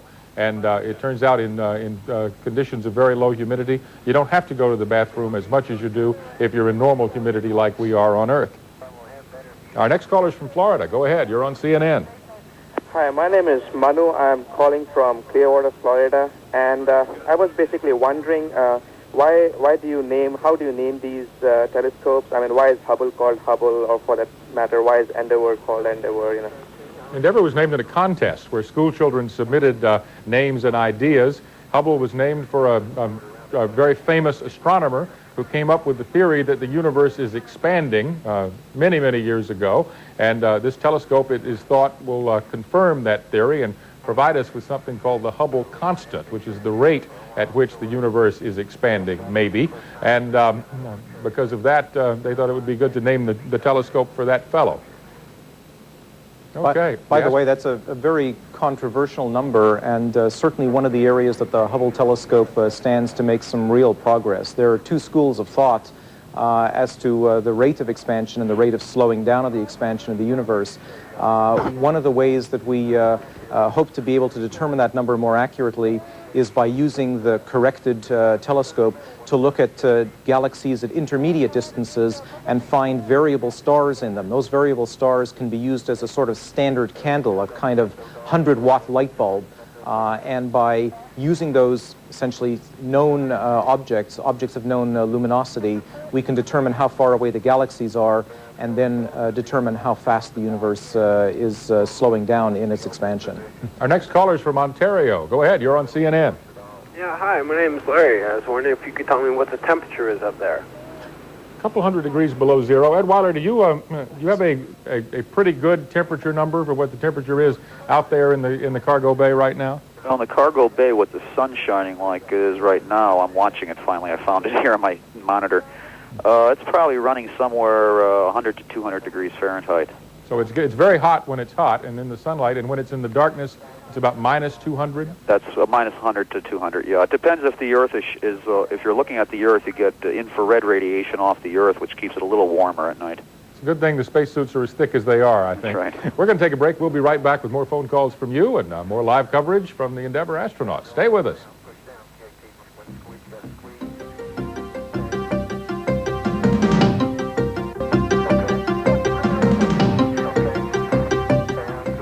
Remarkable picture from 360 miles above the Earth. Kathy Thornton on the shuttle's robot arm.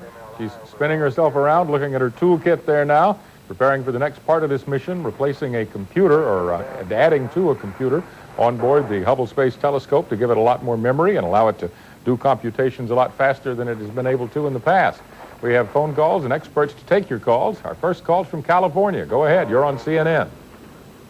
Yes, I wondered what the apparent resolution of the Hubble telescope is relative to, say, the Mars observer. You know, if the telescope was looking at Mars, what would be the relative resolution? Michael? Well, if the Mars observer were working, it certainly would be able to see much, much finer detail. The Mars observer, though, would be in orbit just a few hundred miles at most above the surface of Mars. And that's, in fact, why we send interplanetary probes and why NASA works so hard to send out interplanetary probes. Because when you get that close into a planet just a few hundred miles away, the Space Telescope can't compete. On the other hand, it costs a fair fraction of a space telescope to send out a Mars observer, and the Space Telescope is an all-purpose observatory. The resolution of Space Telescope, once all of the optics are corrected, is going to be better than a tenth of an arc second on any image, any time. With the Mars observer, we would have been doing, perhaps 100 times better, maybe even 1,000 times better with the highest resolution imagery, but only on that one target. With Space Telescope, of course, we can point anywhere in the universe, any planet in the solar system, any star in our galaxy, any galaxy in the universe, and achieve much, much higher resolution than we possibly could from the ground. Okay, we've got time for a 1-minute quick call, also from California. Go ahead, you're on CNN. Hello? Hi, go ahead. Yeah, my name is Bob Baroni, and I'm calling from California. I have two questions. First of all, if we're about other stars in our universe that resemble our sun, are the composition of those stars similar or identical to our sun? The answer to that question is that there are stars very much like the sun in temperature and mass, which have about the same composition as the sun, virtually identical in some cases, and others which are very much like the sun, again in temperature and mass, but which have far fewer heavy elements. Everything heavier than helium is referred to collectively by astronomers as metals. And it's believed that those stars are significantly older than the sun, that they were born much before the sun and long before the galaxy had a chance to enrich itself in heavy elements. Modern theories of astrophysics supported by observations, some of which are now coming in from the Hubble telescope, indicate to us that the entire Milky Way galaxy and probably all other galaxies were born just with stars made of hydrogen and helium, and those first generation stars, some of them, evolved and exploded as supernovas and spewed out a lot of heavy elements into the cosmos. Those heavier elements, everything from lithium on up to uranium, were then absorbed into clouds of gas and dust, which then condensed into subsequent generations of stars. And our sun is probably a second, third, or fourth generation star in the Milky Way. So the heavy elements in its atmosphere have been produced by other stars. Michael, thanks very much. We're going to take a quick break. We'll be back with more coverage live from Endeavour and CNN. Stay with us.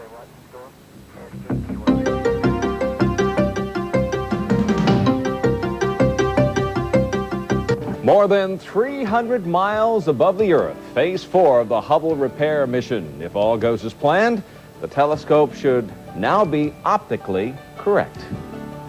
Back on Earth, a grim world. I'm Brian Christie at the CNN Center in Atlanta. Thanks a lot for joining us. We will get to our other stories moments from now. But first, let us go to space, where astronauts seem well on their way to completing another flawless repair on the Hubble telescope. CNN's John Holloman has been following the mission since it began. He joins us now with the latest. John? Brian, the astronauts wanted to spend 2 nights in space doing spacewalks to clear up the out-of-focus vision of the Hubble Space Telescope. And they've done everything they were supposed to do that now. Last night they replaced the wide field and planetary camera, the main camera in the telescope. And tonight they have put in a set of corrective lenses, 10 actually finely ground lens mirrors that are reflecting light, or will be reflecting light after about 7 o'clock Eastern Time this morning inside the telescope to provide corrected video to all the other instruments aboard the Hubble Space Telescope so that it'll be able to see clearly, according to scientists on the ground, for the first time in its 3.5-year life. The mission has been very, very good. This is a picture of opening the doors in the side of the telescope for the removal of an instrument called the High-Speed Photometer. It is the size of a phone booth. It has it's actually a light meter. It measures light from distant objects in the sky, although without the corrective lenses in place, it wasn't able to do that as well as it might have. And it's now stowed in the cargo bay. In that hole was plugged the new set of corrective optics, and that operation went well. Electrical tests have been performed, and as I say, about 5 hours from right now, ground-based scientists at the Space Telescope Operations Center will send a signal up to the Hubble Space Telescope, and mirrors will begin to come down out of a hole in the side of it, which will be able to reflect light properly to the instruments inside for the first time. So everything's going well. Right now the astronauts are preparing to replace a computer on board. Should take about an hour and a half. Brian? Our live coverage of the Hubble Repair Telescope mission, and John Holloman is standing by with the latest on Spacewalk number 4. John, NASA seems cautiously happy, cautiously pleased so far, I would think.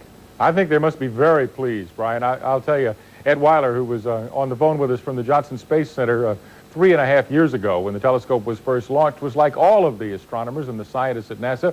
This is going to be the best thing that ever happened since Galileo looked up at the heavens for the first time. Nobody knew the main mirror in the telescope was not going to be ground correctly. So when the first fuzzy pictures came back, all of these guys had egg on their face. But they are they are pretty well convinced in their heart of hearts that this repair job is going to fix it. And, but they just don't want to appear too optimistic until the corrective optics have been shown with light from stars out in the heavens to do the repair job. And we have one of the astronomers who has used the Hubble Space Telescope in the past and continues to use it every day with us. Michael Shera is from the Space Telescope Science Institute near Baltimore. Michael, as you've watched the repair mission come together tonight, what are your thoughts? It's a really fantastic job that the astronauts are doing. It looks like Costar is successfully in place. That repairs for us the faint object camera, the ultraviolet camera, the zoom lens on the telescope. The two spectrographs are going to be able to work with Costar in place, so we can do the speedometry on the stars that we want to do, measure their chemical compositions and abundances. And the wide field planetary camera got put in yesterday. The aliveness test was passed with flying colors. And so if everything keeps on going the way it has been going, we're going to have a fully functional telescope when the astronauts leave it behind. We urge you to join us in our conversation. We have a caller now on the line from Alberta, Canada. Go ahead, Alberta. Yes, my name is Peter Ober. I'm in Edmonton. Thank you for this opportunity to participate. I appreciate it. And my question is, will Hubble be able to see the Oort cloud of comets? That's a difficult question, and we're certainly going to try. There have been requests that have come in to the Space Telescope Institute by astronomers to try and image the Oort cloud. The Oort cloud is a hypothetical group of comets, many, many millions of comets, that should circle mostly in the outer environs of the solar system, and they're basically the debris left over from the formation of the solar system. We don't know how many of these things exist out there. We don't know how big they are. We would certainly like to confirm their existence. And one of the things we can do with the telescope is take very, very deep pictures to pick out these very, very faint things by pointing in almost any direction in the sky. The comets, which are really just big icebergs floating around, should appear as tiny little streaks, whereas the distant background galaxies and stars will either be little smudges for the galaxies and little points of light for the stars, so we can differentiate one from the other.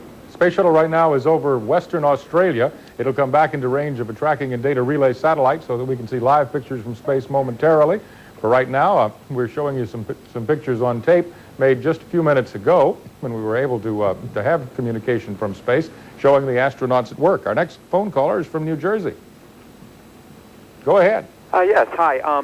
They're doing a great job on the Hubble, and but my one question is regarding why aren't they doing it during the day for all the school systems to take in this beautiful coverage you're doing and using it as a learning experience and taking advantage of all this technology? Because they couldn't. And the reason they couldn't is because the Space Shuttle has engines and solid rocket motors that can only get it to a certain place in the sky. And what they had to do was launch the shuttle from Cape Canaveral in Florida at a time that the Hubble Space Telescope was almost directly overhead. And because if the telescope and the shuttle weren't close together right after launch, the shuttle would never have been able to catch it. And the only time during the month of December that it was directly over Florida was at 4:30 in the morning the first day they tried, and then, or 4 o'clock in the morning the first day they tried, and then 3:30 in the morning the second day they tried. It's something called orbital mechanics that I don't understand completely, but I did ask the same question you did. If they'd waited a month, they could have done it in daylight, but it was too expensive to keep all these instruments that are going on to the telescope to replace it in storage in a clean room on the Earth, which costs, I'm told, about $1 million a month. So to save $1 million, they did it in the middle of the night. And it's certainly true that we regret it. We would deeply have enjoyed sharing all these pictures during the day with school children. There are replays during the day, but unfortunately the orbital mechanics really did dictate that this had to be done at these very, very difficult hours. Well, as we continue to wait for live picture to come back down from the Endeavour crew high above the Earth in daylight now over central Australia in the few minutes we've been talking, we're going to go back for other news because there is a lot of other news going on in the world right now. My colleague Brian Christie standing by with some more of that. Stay with us. The events taking place in space, our buddy CNN's John Holloman standing by. This is Spacewalk number 4. John, what can we expect for Spacewalk number 5 tomorrow? Well, the astronauts are going to go out about 3 hours instead of the 6 hours that previous spacewalks have been planned for, Brian. Just a few minor improvements to the Hubble Space Telescope, things that the telescope could continue to operate without, quite frankly. But the astronauts had the time. The mission was planned for enough time for them to do all of these bits of work. There's going to be one additional bit of repair work to a project that they replaced. You'll remember about this time last night, the astronauts replaced a couple of magnetometers up at the top of the telescope. There's a problem that was discovered with the old magnetometers that the astronauts are going to go up tomorrow night and compensate for. They're going to put some extra insulation around the electronics boxes for the new magnetometers to keep those pieces of equipment in good shape. So that's what's going to happen tomorrow night. And there's one more thing to do tonight. I'll tell you what the current progress of the mission for the night is. Astronaut Kathy Thornton has a new computer co-processor for the Space Telescope computer. She's out at the end of the robot arm with that right now. She's being steered by Swiss astronaut Claude Nicollier over to the point where this new computer will plug in to the top of the old one. And then there'll be some very delicate hand work for the astronauts in these very thick, oversized gloves, as computer connectors on the side of the old computer will have to be unplugged and then plugged into the side of the new computer. We'll be back with more coverage at the top of the hour. Sports Late Night coming up next. And International will bring you extended live coverage from 600 kilometers above the Earth of the U.S. Space Shuttle mission to repair the Hubble telescope. And welcome back to our continuous live coverage of the U.S. Space Shuttle mission with Endeavour trying to repair the U.S. Space Telescope Hubble. With me here again is CNN's John Holloman. John, how's it been going the last few hours? Very, very well. But, you know, we could, I think, show you some live pictures from space as the astronauts conduct the last important thing they have to do on this scheduled 6-hour spacewalk. What you see there, astronauts Kathy Thornton and Tom Akers, they're over at the side of the Space Telescope. They've opened a door on the side, and they're about to install a new computer co-processor for the Space Telescope's main computer. The old computer had lost about half of its memory banks, apparently because of some reaction from cosmic rays up in space. And it's going to have a lot more memory. And the main computer chip that will operate the computer is being upgraded from the 1970s technology 286 type chip to the at least 1980s vintage 386 computer chip. They couldn't put in the state-of-the-art material because the 486 computer chip, which most of our viewers probably have in their home computers if they bought new computers in the past year or two, just has not yet been qualified for space flight. But the astronauts are working very well together this morning. The main job that they had was to replace the optical system for half of the telescope's instruments, and that was done in about 2 hours, although the astronauts were allotted 3 hours and 15 minutes to do that job. What kind of task will this new computer have? What is it doing on a day-to-day basis? What it does is it stores information from the other instruments on the telescope and then sends them down to Earth when the telescope has time to transmit down through one of these tracking and data relay satellites. We have had the luxury most of the time that the astronauts have been out in the cargo bay of seeing their pictures live because the two tracking and data relay satellites that NASA has in orbit are most of their time is being devoted just to letting us see these pictures. But in a normal situation, if the Space Telescope were operating, we would only get about half these pictures because the maybe 20 minutes an hour is devoted to the Hubble Space Telescope. The intelligence community in the United States uses these satellites for perhaps 10 minutes an hour. When the space shuttle is up, it gets top priority. When it's on the ground, the other users get a much higher priority. And so the new computer will allow more information to be zapped back down to Earth during those brief periods when the telescope is directly in contact with the Earth. And what that means, according to the Space Telescope scientists, is we'll not only get better pictures from the new in-focus mirrors, we'll get more pictures because the computer will be able to store and retransmit more quickly, more information. The astronauts are in darkness right now. They're operating from a spotlight, as you can see. And the computer compartment is about halfway up the side of the telescope. It's in a little door that they opened 30 or 45 minutes ago. These astronauts are not just on the biggest plumbing mission, so to speak, of space history, but also this is a major public relations job, isn't it? I mean, that's also why we can watch all of this stuff live. Exactly. NASA's new administrator, who's been the administrator for more than a year, Dan Golden, sent out directives to people at NASA that they wanted to let the world's people know what is going on when the astronauts are out in space. And he was very pleased to find out that CNN International was going to be covering this mission as much as we are. And you know, that's another reason that we get as many pictures as we get, certainly, because the people at NASA have two jobs, really. One is to convince the United States Congress to continue funding their programs, and so there's a domestic need, but the Hubble Space Telescope is an international project. The European Space Agency spends a great deal of time working on the telescope. 15 astronomers from Europe are participating in getting the data from the telescope and processing it and distributing it all over Europe. And that in addition to the United States astronomers and scientists who also use the telescope from time to time. Now, the U.S. taxpayers who have to pay a lot of this plumbing bill, they are probably to a large degree fast asleep now. Yes.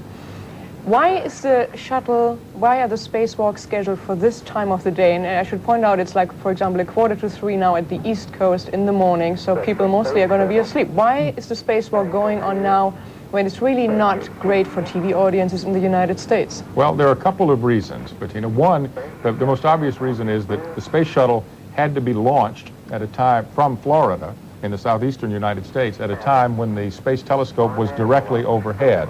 And the only times during the month of December that it was directly overhead were at 3:30 in the morning or 4 o'clock in the morning Eastern time in the U.S. And if you're going to launch at that hour, you have to have the astronauts conditioned to be awake at that hour. And if they're already conditioned to be awake at launch time, then you want them not to have to recondition themselves after they get in orbit to do work much, much later when they'd be exhausted.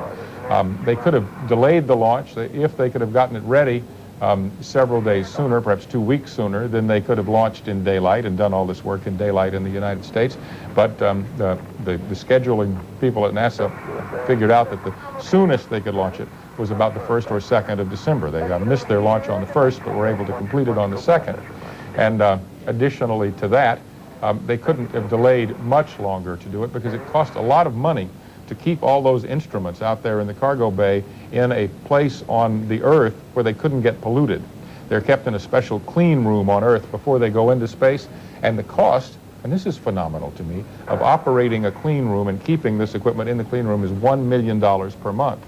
And so waiting 1 month would have cost the American taxpayers an additional $1 million, which NASA managers, I think, didn't think U.S. taxpayers would be too pleased to do.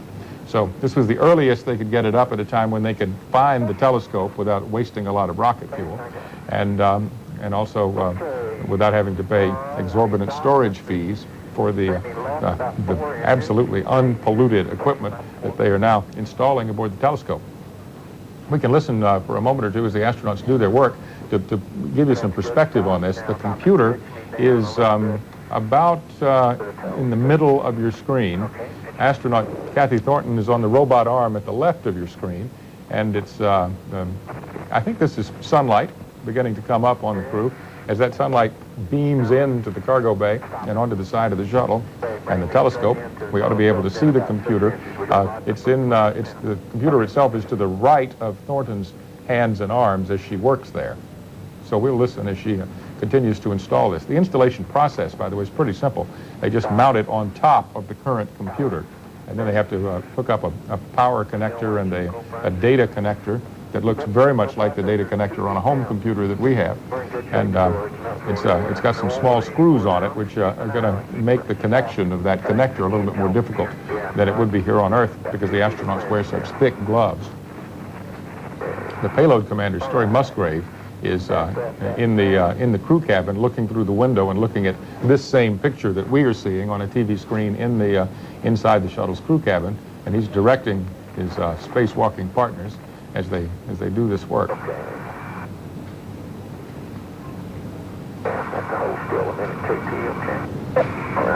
Okay. Doc, can you bring me into the telescope about 6 inches, please? 6 points. All right, there have been a couple of changes. Claude Nicollier, the European Space Agency astronaut who's been operating the robot arm, is taking a break. and allowing his backup shuttle pilot, Ken Bowersox, to operate the arm. Collier very generous in allowing the American astronaut to spend a little time on the robot arm. It's made in Canada, and the Europeans are very happy that there's their astronaut in there, and he truly is being noble to let the American get a little use out of that robot arm. And the order of the astronauts is this. Thornton, on the robot arm, is in the brightly illuminated spacesuit that you see there. She has her arms around the upper legs of Tom Akers, her other spacewalking astronaut. So Akers has actually got the screwdriver in his hand. Thornton, on the robot arm, is holding on to him. Bowersox is operating the robot arm, moving the two of them in place to replace this computer. Do they have like special equipments? We saw them earlier using, what was it? Power tool? Yeah, some kind of power tool. Do they have special equipment? How does that work? Yeah, they have more than 200 different tools to perform various operations here. They have to use a very special tool for this computer repair because the screws on the computer connector are, as I say, just like they'd be on a computer connector on the Earth. I mean, just a couple of centimeters across. And if you imagine you're wearing boxing gloves, it's very difficult to hold an instrument that would be able to turn such a screw. So there's a special instrument that is adaptable to somebody wearing the boxing glove type equipment on their hands. And you can see the additional light in there. They're going to zoom in and let us look at this screw-driving operation. You can see Tom Akers as he makes this effort. They're talking about turning these screws a half turn, and it's a painstaking, very slow operation. Now, of course, the two sets of astronauts, the two couples of astronauts that keep rotating on their spacewalks, they get all the international limelight, and then you've talked about Claude Nicollier. Who else is on board, and what are they doing while this is going on? And, for example, when the spacewalk is over, they all go to bed? Probably not, right? Yeah, well, I think after it's over, they'll take about 2 or 3 hours. The ones who've been walking in space will take off their spacesuits. And that's a painstaking process, too. But, it's not just the helmet, the top part, and the bottom part. Underneath that, they're wearing these suits with little plastic water tubes to keep their body temperature cooled. And they have to take that off, and then they're in sort of like long-handled underwear. They take that off, and then they can put on their civilian clothes. And they sort of decompress probably emotionally and intellectually. We saw some pictures the other night as they ate dinner at about the time the sun was coming up. But no beer to relax. No beer at all to relax. It's too bad. When they get home, though. It's a major party. Out of this world party when they get home. Exactly. I was talking to Ed Weiler, who's the project scientist, and he said, well, we're feeling pretty good about all this, but we're not going to have the big celebration until the telescope is back operating again, which won't be for about 6 weeks. But this mission, this operation, seems to be going very well right now. These two astronauts continue to do their work. They go to bed, generally, in about, 5-6 hours from right now. And they sleep until, for about 8 hours, and they're waked up and prepared to do the next part of this mission. But the NASA managers who I'm talking to, who won't say this in public, will say in private, they're ecstatic. This has been nearly perfect. And what it proves, they say, is that astronauts are going to be able to build the space station, which is something that the United States and the Russians and the Japanese and the Europeans are now all cooperating together to do. Happens when you get comfortable hunting. Okay, and that concludes for now our live coverage of the U.S. Space Shuttle mission trying to repair the Hubble Space Telescope. Thanks again, John, for coming over. We let him go back to CNN now, and we'll be back with world news in a short while. Stay with us.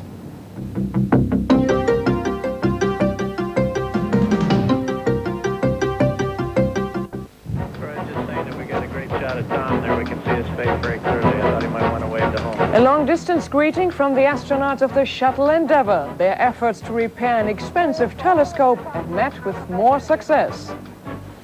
Terry Akers took a few seconds out of his repair mission about an hour ago to wave a greeting to his family back on Earth.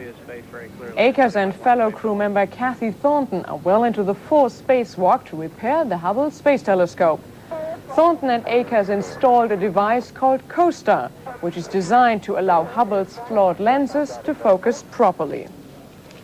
Astronomers around the world are eagerly awaiting word on the success of the Hubble repair mission.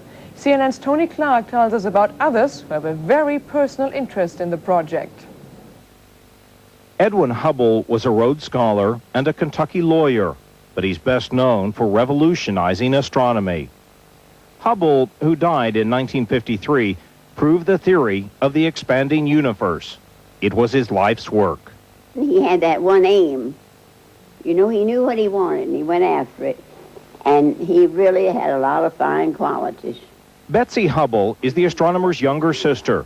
At 88, she's the only member of his immediate family still alive. On his 8th birthday, in those days, they had parties in the afternoon. And so grandmother asked him what he wanted for his birthday, what kind of a party. And he said he didn't want a party. He wanted to spend the evening with grandfather with a telescope that grandfather had made. So they stayed out that night. Years later, Hubble went to England and studied law because astronomy wasn't offered. When he was over in Europe, he sent me postcards. Because he had an idea he was going to train me. Train you? Yeah, like the English children. He thought they were really just superb.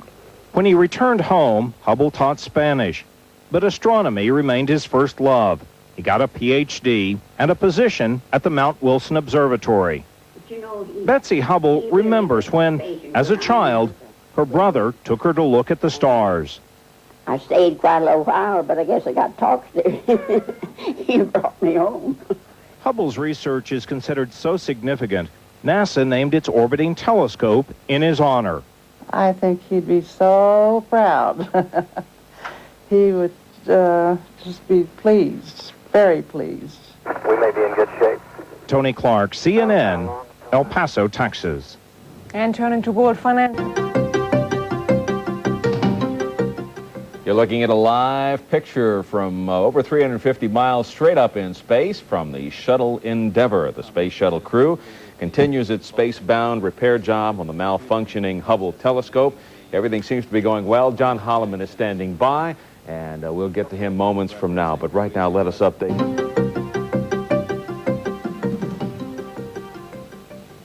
And we are going to continue our coverage of the Space Shuttle Endeavour.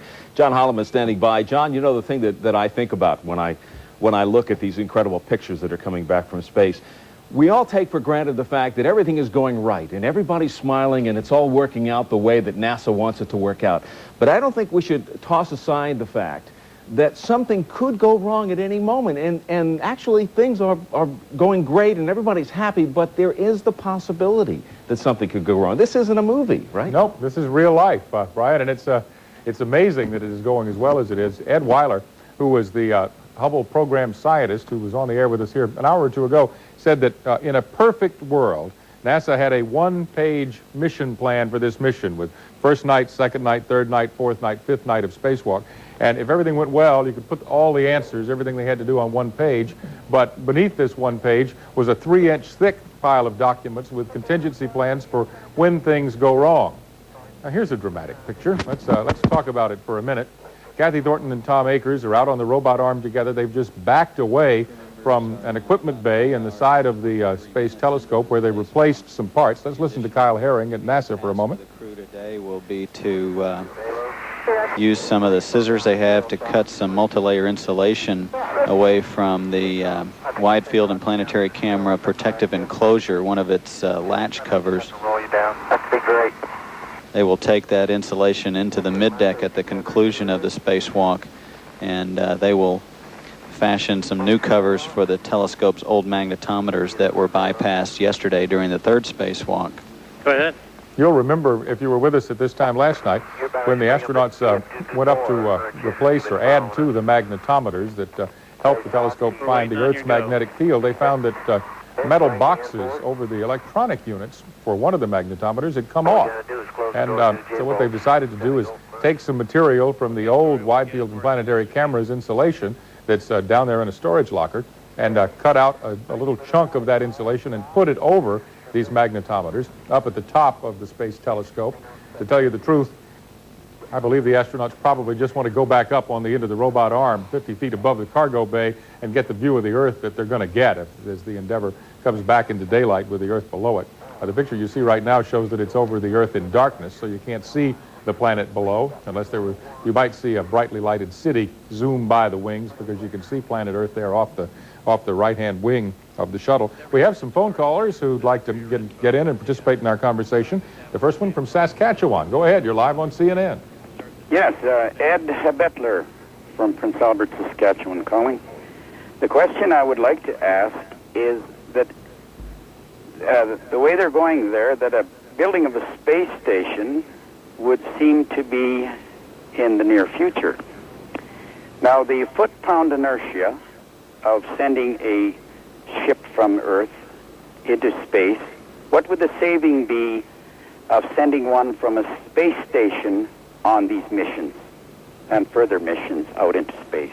It's a good question that I don't have even an inkling of an answer to. I'm sure it would be easier to launch something from 300 miles up, because you wouldn't have as much of the Earth's gravitational field to interfere with what you're doing. Michael, do you have an answer? Sure. Basically, if you're at least 120 miles out into space in orbit around the Earth, you're halfway to infinity. You need about half the energy to get up into orbit and to get up to 17,500 miles an hour.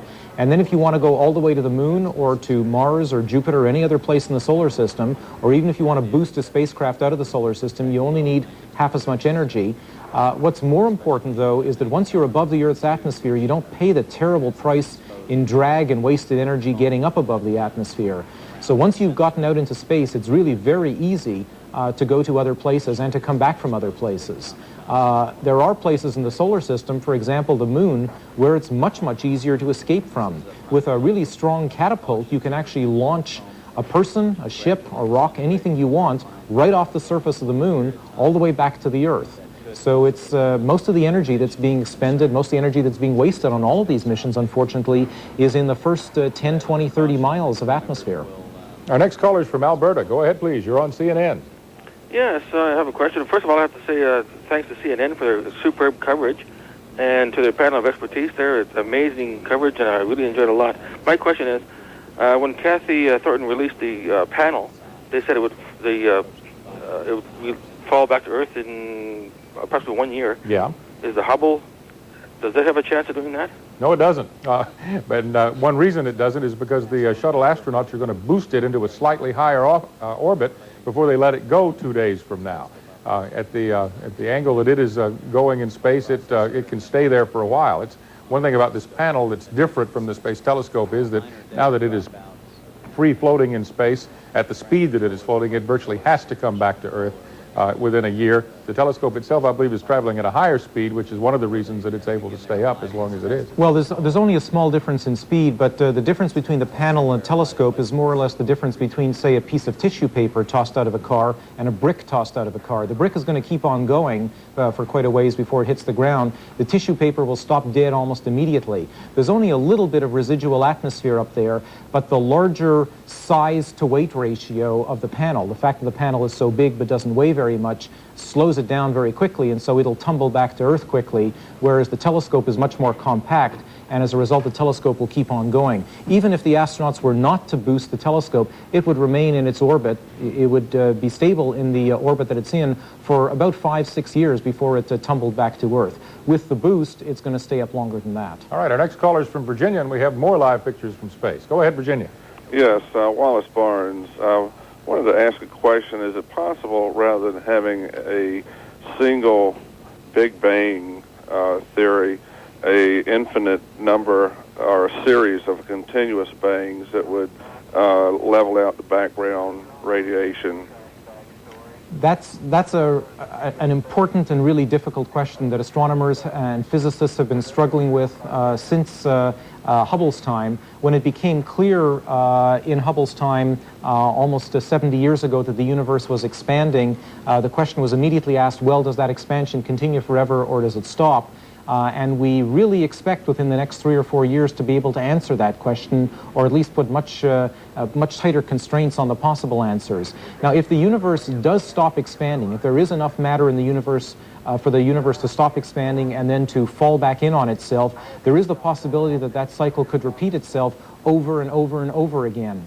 Now, we think that the background radiation that we see in the universe is the remnants of the Big Bang. All right, Michael, thank you very much for your commentary so far this evening. We're going to take a break. CNN Newsroom coming up with a very special report. We'll be back and we'll wrap up the last phase of this mission coming up very shortly here on CNN. Stay with us. We'll keep you posted.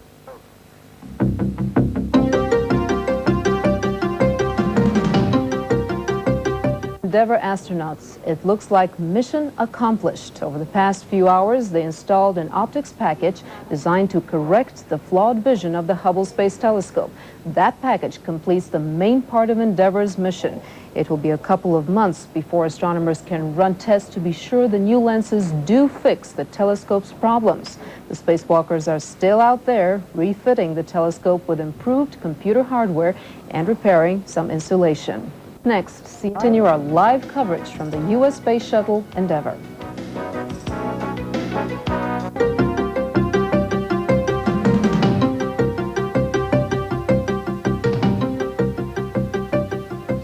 And it allows us both to analyze the chemistry of stars and galaxies very, very precisely, and also allows us to measure the velocities, the speeds of stars relative to us extremely precisely. The second critical thing that has got to go right tomorrow is the unfurling of the solar panels. The astronauts certainly want to be around for that. If for whatever reason the panels don't come cleanly open, they can lend a manual assist and get them open too. Now, but at this point, we're in great shape. Yeah, those solar panels work great on the ground, don't they? I mean, when they test them out in the laboratory, they close up and open up just right. I wonder what happens to them between the time they're in the laboratory down here and they're in the shuttle up there. Well, I think that's proof that Murphy's law applies in space just as well as it does on the ground. Anything that can go wrong will, and at the worst possible moment.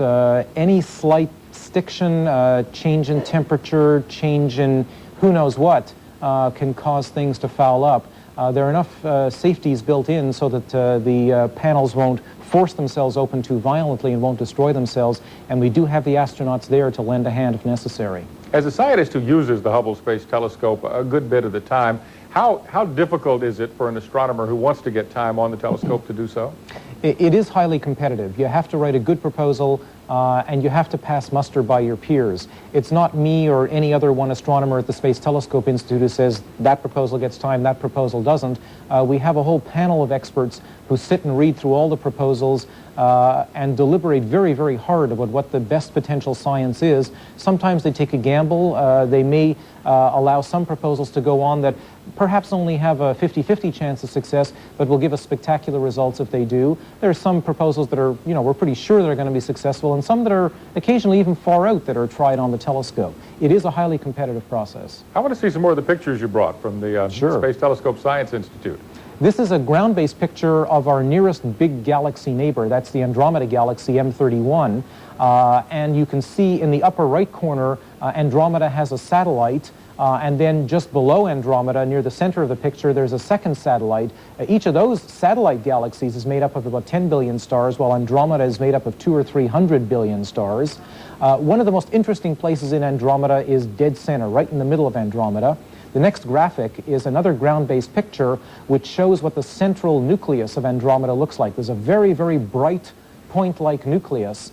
That bright point of light is made up of at least 10 million stars swirling around themselves. And up until this year, we thought of the nucleus of Andromeda as being that one central point. But a picture with Space Telescope recently, shown in the next graphic, shows that in fact the nucleus is really made up of 2 points of light, and that's seen even better in the next graphic, if we can have that please. Wow. Which shows that there really are 2 nuclei right in the center of Andromeda. This is a discovery that was made with Space Telescope. We just never knew that this was true from the ground, and astronomers are hotly debating what it means. Are there really 2 nuclei just at the center of Andromeda? Do other galaxies have that sort of phenomenon? One possible theory is that Andromeda is cannibalistic, that it has eaten one of its nearby neighbors in the last, million or few million years, and that the double nucleus you're seeing is really the original nucleus of Andromeda plus another nucleus. All right, Michael, as you were talking, we got back the live picture from the cargo bay of Endeavour, and I'm not sure which of the two astronauts this is. I see that the footrest on the robot arm is now empty, so it could be either astronaut. Whichever astronaut this is wrestling with the end of the robot arm, trying to attach a tether to it. Maybe we should listen in to NASA Select for just a second and try to figure out what's going on. Okay, they're being quiet while this astronaut gets the tether line attached to the end of the robot. Okay, let's listen.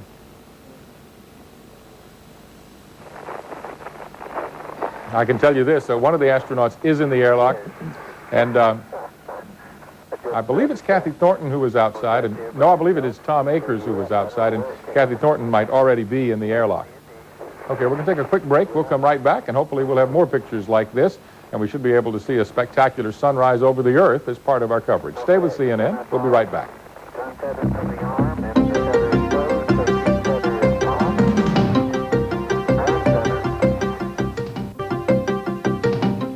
We'll take you quickly back to Endeavour. You see the airlock door there. Astronaut Tom Akers, the last person into the airlock.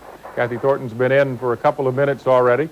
The airlock is not a very wide compartment, so the astronauts have to sort of compress themselves as they go inside. Let's listen for the last moment or two of conversation as the astronauts go back in out of space.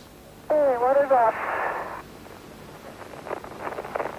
A bright picture as the sunlight from the sunrise comes into the cargo bay. The robot arm is visible on your left, and the astronauts are now zipping up the thermal cover on the right of our picture, the right of your screen.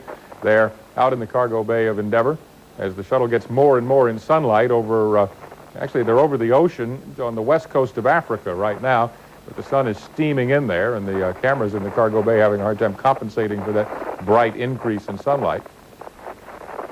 The spacewalk started at about 15 minutes past 10 Eastern Time. It is now 3 minutes until 5 Eastern Time, and so they've been outside for quite a while, more than 6 hours, I would say.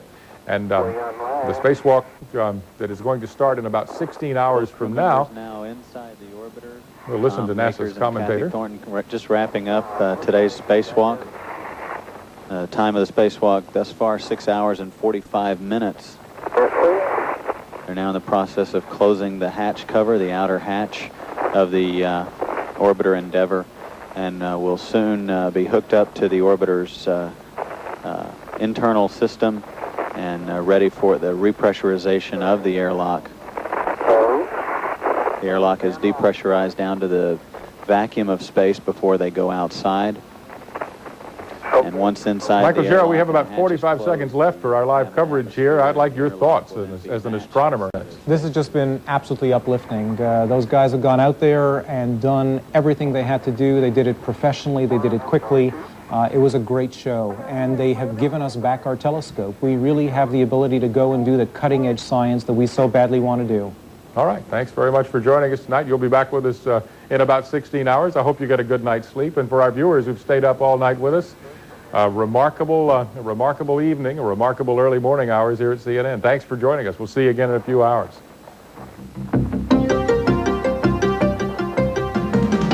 Our astronauts have wrapped up their spacewalking labors for the day and are back inside the shuttle. The big mission for the latest spacewalk was installing the final optics package that is supposed to fix the Hubble's out-of-focus lenses. It will take a couple of months and the beginning of time. CNN's John Holloman reports that the repairs went very smoothly. The astronauts aboard Endeavour have completed their fourth spacewalk successfully. The job, in the wee hours of Wednesday, was to remove a little-used instrument from the telescope's equipment rack and replace it with a new system of optical mirrors. The telephone booth-sized optical bench is called Costar and is supposed to bring most of the telescope's optical instruments into near-perfect focus. Looking good. Sliding on in. Keep it coming. It's going to be right there. Yes, ma'am. I think it is. With all the optical fixes in place, the astronauts opened an equipment bay and added an upgrade to the telescope's computer. It will now be able to compute faster and will have much more memory. Tom Akers had time to blow a kiss to his family watching from home in Houston. The astronauts started work on a field fix for a problem they discovered the night before. As spacewalkers were replacing magnetometers at the top of the telescope, they noticed an equipment cover had come off on the old instruments. Ground controllers decided the broken cover could allow foam insulation from the equipment case to enter the telescope and pollute the pictures from space. So Kathy Thornton took scissors and cut a piece of gold foil off equipment in the cargo bay. It's being made into a new cover for the magnetometers. It'll be installed at the end of the final spacewalk scheduled for later today. NASA's mission managers couldn't be happier. We've just completed eye surgery on the Hubble Space Telescope. We think it was successful, but we're not going to know for sure until we're able to take the bandages off 7, 8, 9 weeks from now.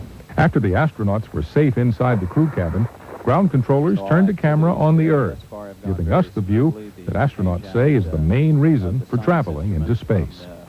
John Holloman, CNN reporting.